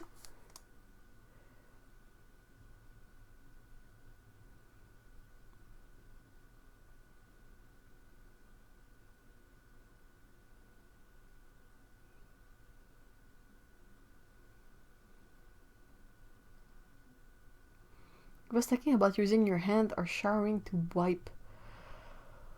You know what?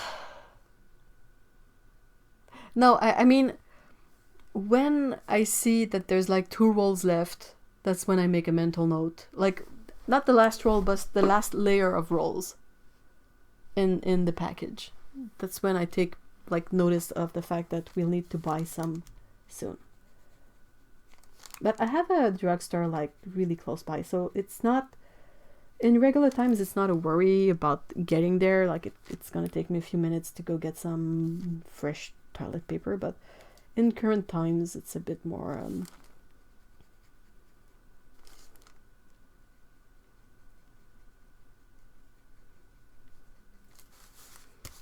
really bothering with this.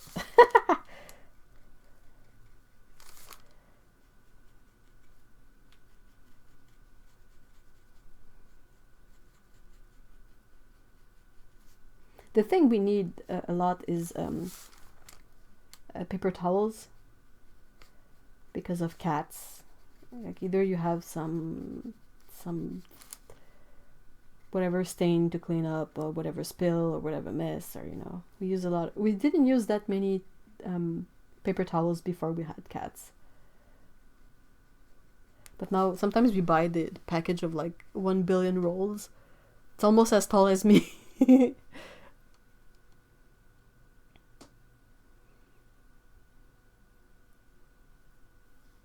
Is it me, or is everyone's username not matching up to who they are? What do you mean? Who are we all? Otto, are you okay? Deep down, I like to think that my birth year, 2000, are the only real million. That's not how it goes. I think the generation to which you belong depends on when you reach a majority.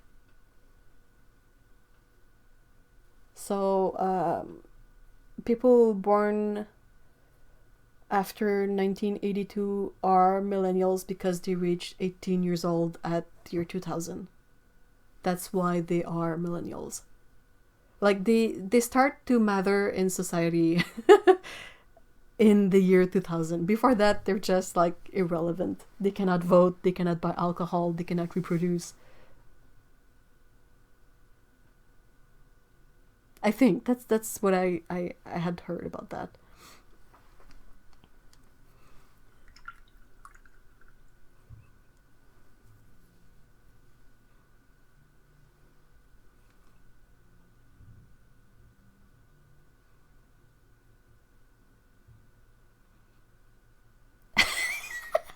Oh my gosh, Barbara, I'm so sorry.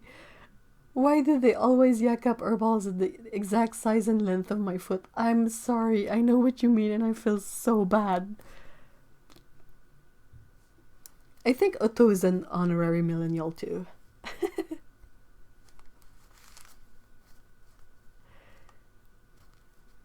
Yeah, there's a few things about backups, but backups. But for the rest...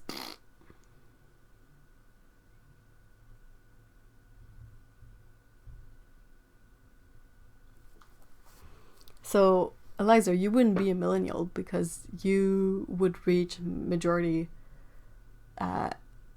You're so young. How can you be so young? What? But yeah, you've reached majority in 2018. So that doesn't make you a millennial. Only my stupid generation gets to claim into the millennial BS that is associated with us.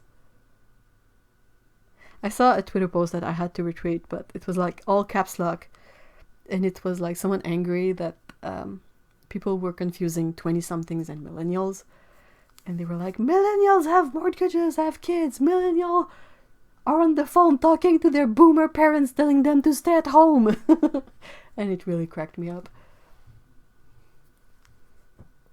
It's insane because I've seen a lot of people call 30-somethings boomers, which is ridiculous, and call 20-somethings millennials. And I'm like, no. We are beyond that. We've pushed past that. This is old news, guys. Oh, yeah, well, I'm my pleasure, Barbara. I'm a proud millennial. No, you're not, Dan. I think you're way too young. You're a Gen Z.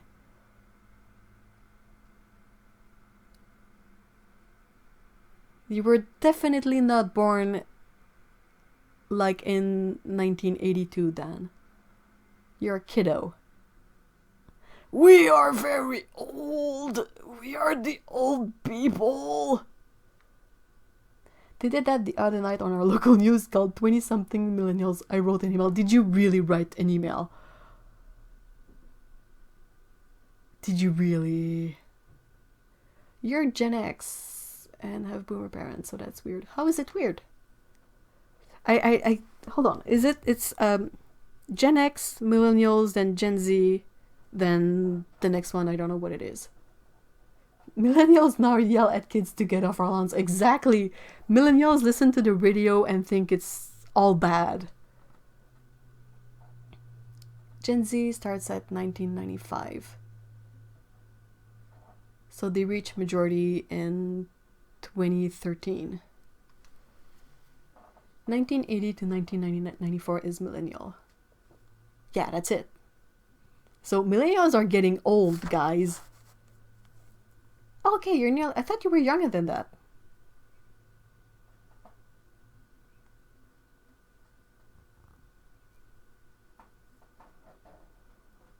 You're a young millennial. I'm a very old millennial. Yes, I did write an email. I believe in the press can get. I absolutely agree with you, like 1,000,000,000%. But it just cracks me up a bit to like to picture the scene in a very exaggerated way of like calling, like the news are calling 20-somethings millennials, and you just slam the remote, get up, and go write an email with a frown and angry glare. It's just funny. It's just funny. You'd said something like millennials with boomer parents, and I got, oh, okay. Well, I mean, there's a range there too. Some people have kids when they're young, and some people have kids much later on. So you can have kind of a leeway, but it just cracked me up because, like, there's a weird displacement in the perception of these generation. I really cannot fathom, like, I almost get angry when people call 30-somethings boomers. I know it's used as a kind of a joke, but I'm always bothered because I'm like, no. Boomers are like my parents. Go away calling 30-somethings boomers. What? But yeah, I understand it as... It doesn't really mean anything, it's just funny. Well, it's so fun for the press to say millions were killing, yeah. That was true 20 years ago. We need to move on, you know?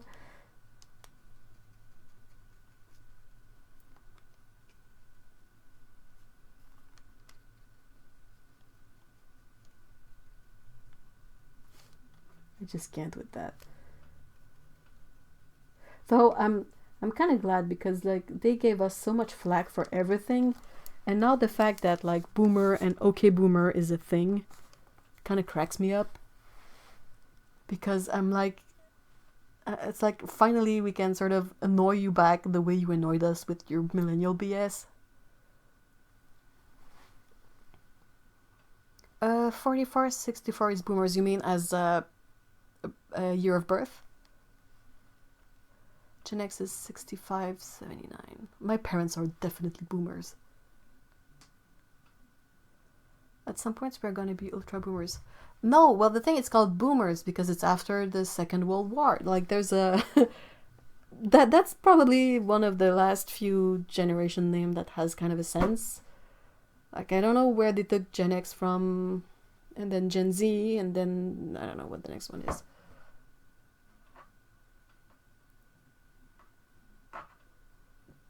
No, that's it. I think Dan is referring to the years. Like people born between 1944 and 1964 are boomers. Then Gen X is 1965 to 1979.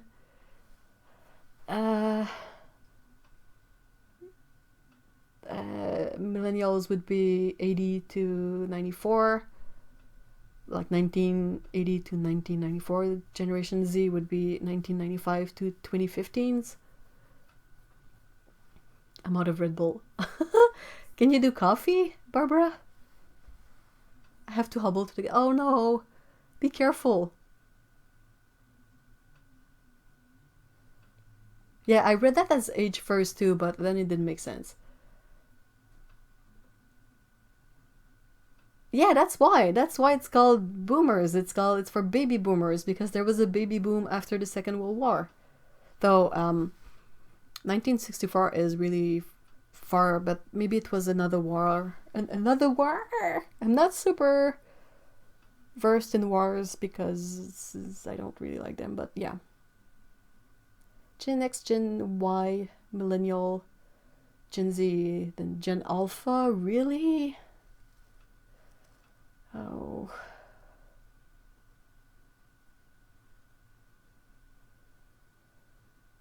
Numbers, it hurts.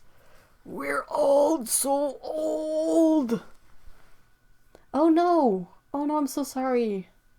No, crons. I had a colleague in school and a teacher that both had crons, and the poor teacher was always so miserable. And I really have a distinct memory of him staring out the window of the 9th floor of the building, super forlorn, eating dried figs. That was always his snack, dried figs. I don't know if it helps with crons, but like he struggled so much eating whatever that I really associated him eating figs as something that helps with crons. I'm so sorry. Is tea also out of the equation? Equation is that?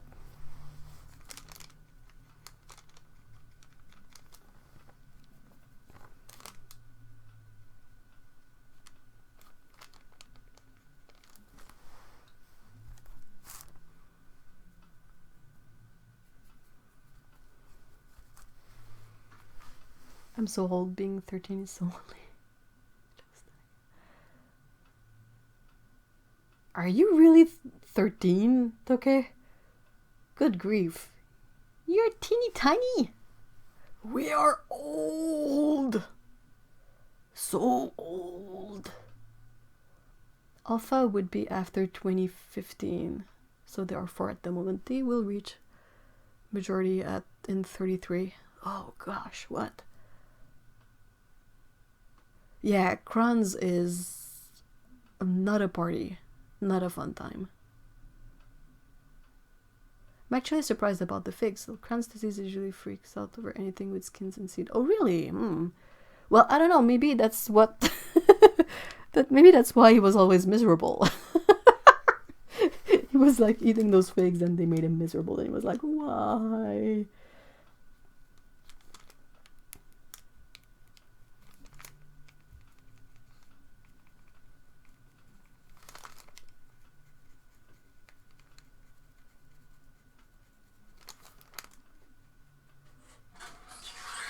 Hey, salut Pico.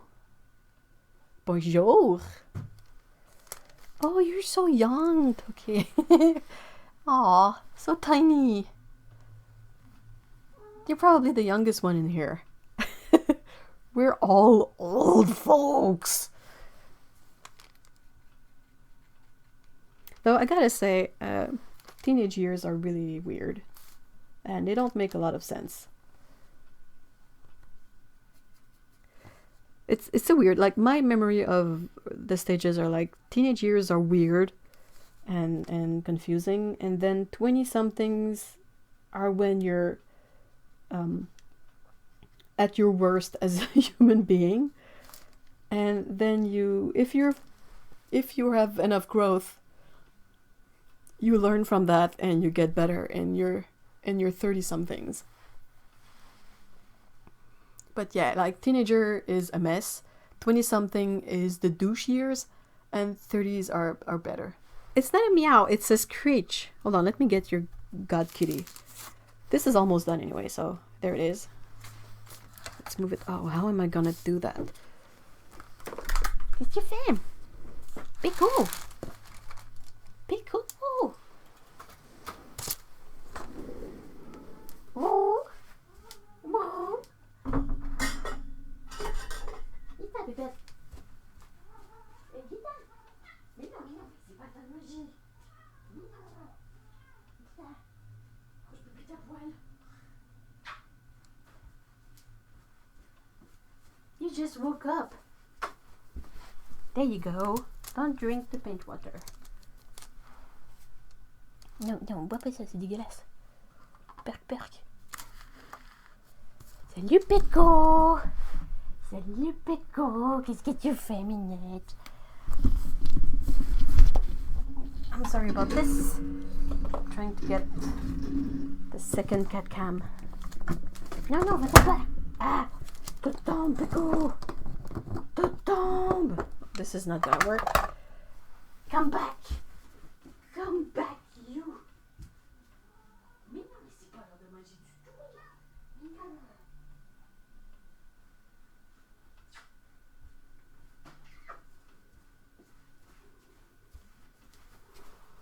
Ita, il va faire pro dans le micro. Et donc, pas.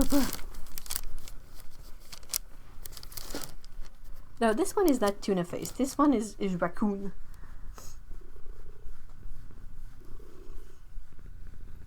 '40s are the best. I'm sure 50s will be even better. Hey, Joy, hi. I hope you can pick up on all the purring. Hold on, let me... Sorry about the noise. Here you go. That's your mic now? That's all yours? Come on, baby.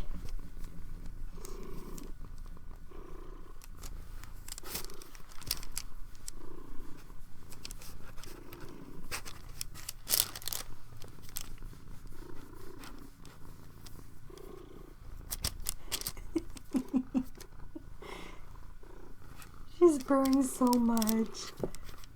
Qu'est-ce que tu fais? Mais non, mais arrête de te frotter après tout.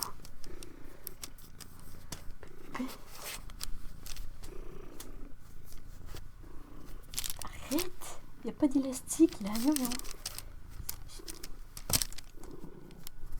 Ah, faut se gratter le menton.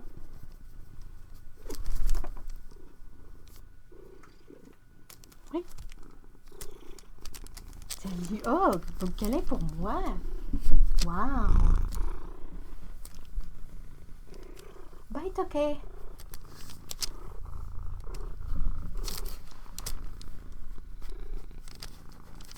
Yeah, she's a small motor. She's like Scout was really soft when she purrs, but Pico is loud. You're so happy. You're so happy.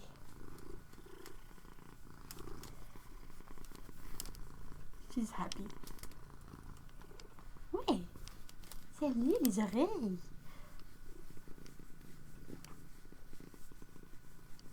Oh, have a great dinner, Ellen. Give Pico a snuggle for me. I will.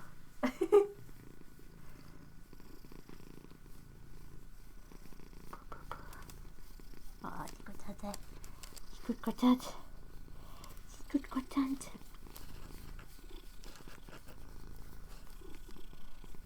Salut. Salut, Minette.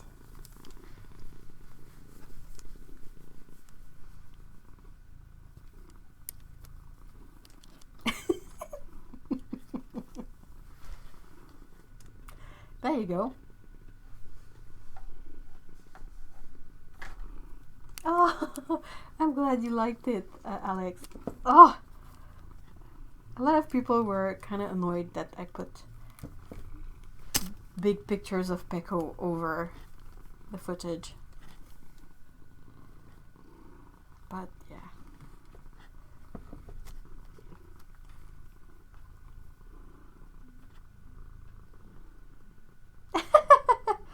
I've had to pass it on to multiple people who have no real interest in paint but still love Peko. Oh, did you hear that? The people that love you. They love your silly face.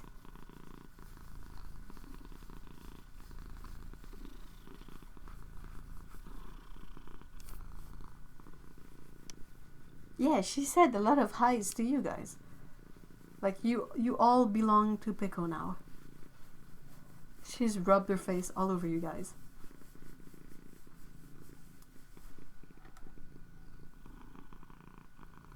Oh, Eep. Joey, what's up? Yikes.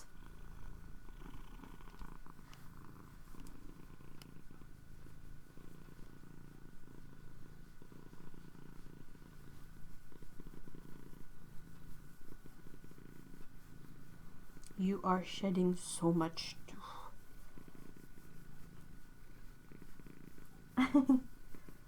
Oh, thanks for the link, Otto. Otto has linked to the video guest starring Peko.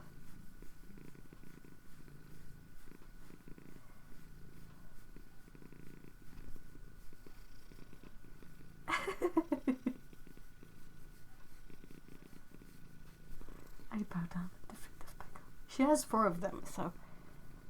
Happy pet. She's still purring. I just wish she would purr in the other direction so you could hear her.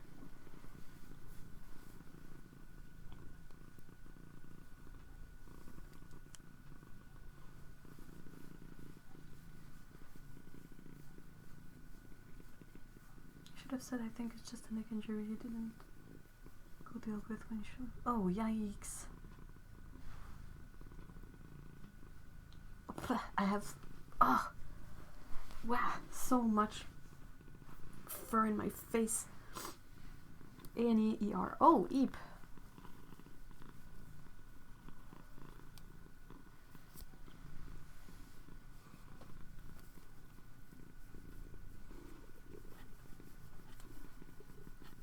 I hope this one won't end up biting me.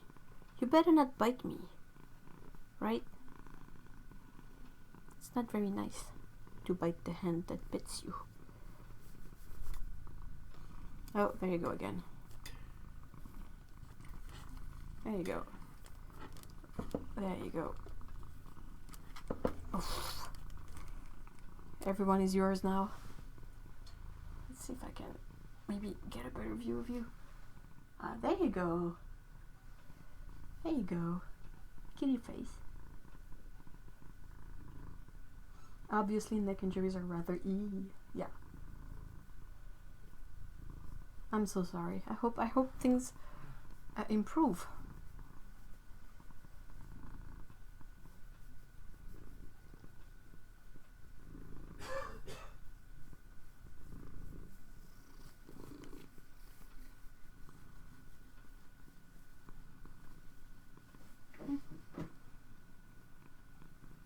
What's your plan now, Peko? Alright, so,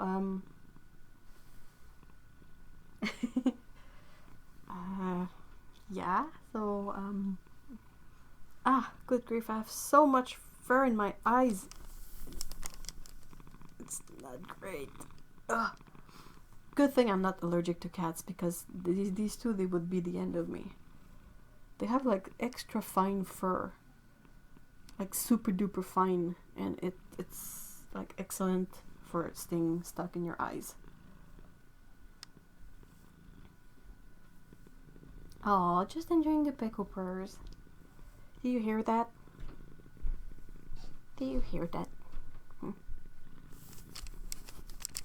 What's your plan? Oh. Alright. You're losing all the fur in the world. Oh.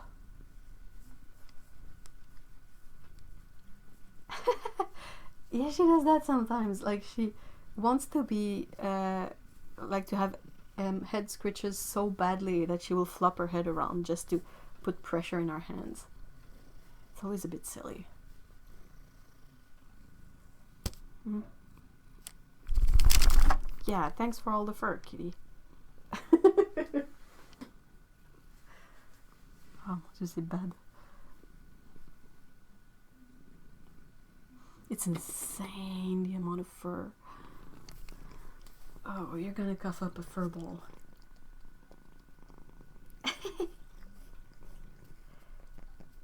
I wish I could let you guys, like, pet her for yourself. I don't know if she would be thrilled. She's not super good with strangers. She's kind of a scaredy cat. But, she's super soft and she's super kind. And she's silly and she purrs. Hey, kitty. Hmm.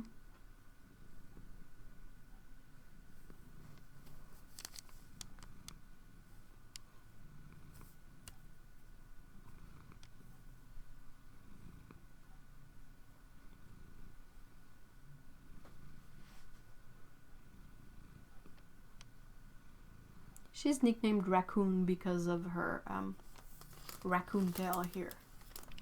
Like, Mom, no! Leave my tail alone. She had to properly baptize the new palette, definitely.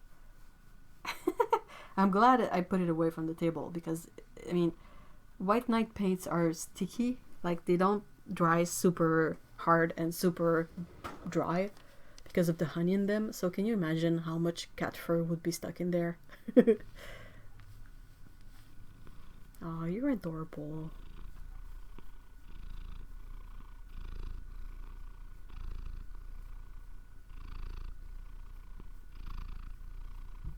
Hey, have a great dinner, Mikey. Well, I'm done. I'm staying live just because of Peko and the purrs. But yeah, this is mostly done. It's kind of late too. Another big long live stream. Bunny is so multi. She's become very lax about grooming too and get. Oh, that's the worst. Like, you're just trying to help the cats by brushing them, and they get annoyed at it, and you're like, well, I mean, it's for your own good. You get less hairballs, less work, less fur in your face. They're like, no, I'm an independent kitten, leave me alone. Like, I'm the one that has to clean their hairballs at 3 in the morning. So, I will brush you. Pas d'allure comment tu perds ton poil, Pix. Who's gonna be brushed later on? Oh, I painted this, I don't know if you'll be able to see, but it's a comic strip. Like the inception of a tortie. It's basically a white cat that gets attacked by 2 mischievous cats with bags of pigments, and then you get a tortie at the end. That's what I did.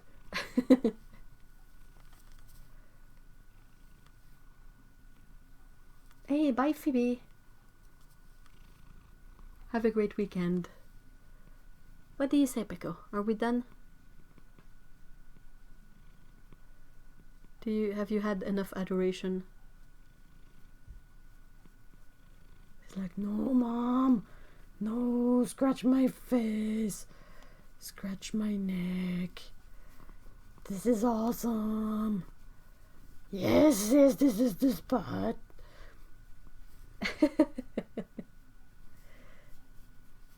What do you think? Purr. Yeah, I agree. You see her face. There you go. Thank you. It's difficult. I enjoy it, but I gotta say it's difficult, and I'm a bit too lazy to really dig up reference. But I think torties are an excellent coat to use with watercolor because you can really make the best of the spreading of the pigment and the way the paint mixes together. You live to please me, human. Has there been anything more true in regards to cats? Hey, Barg. Sorry, bye, Mark Chat. Yeah, I'm all out of juice. The battery's low, Pico. We gotta go recharge it. What is there? A human. No. A happy kitty. Kitty. Hmm?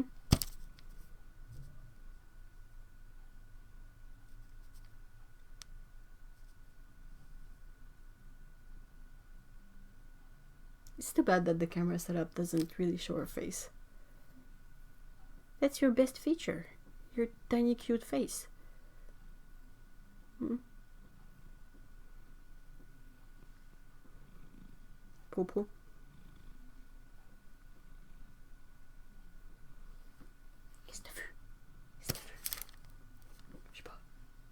Alright guys, we will leave on this. Thank you so much everyone for being here today.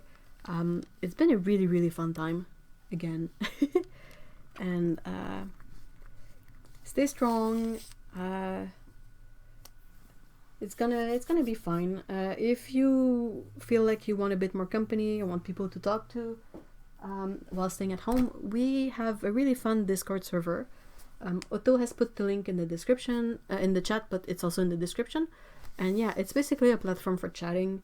If you don't have an account and you follow the link, it's gonna make you create an account. It takes like 5 seconds, and then you can join up and chat with us. We have many different channels for many different topics. It goes from animals and pets to paint to art to random stuff.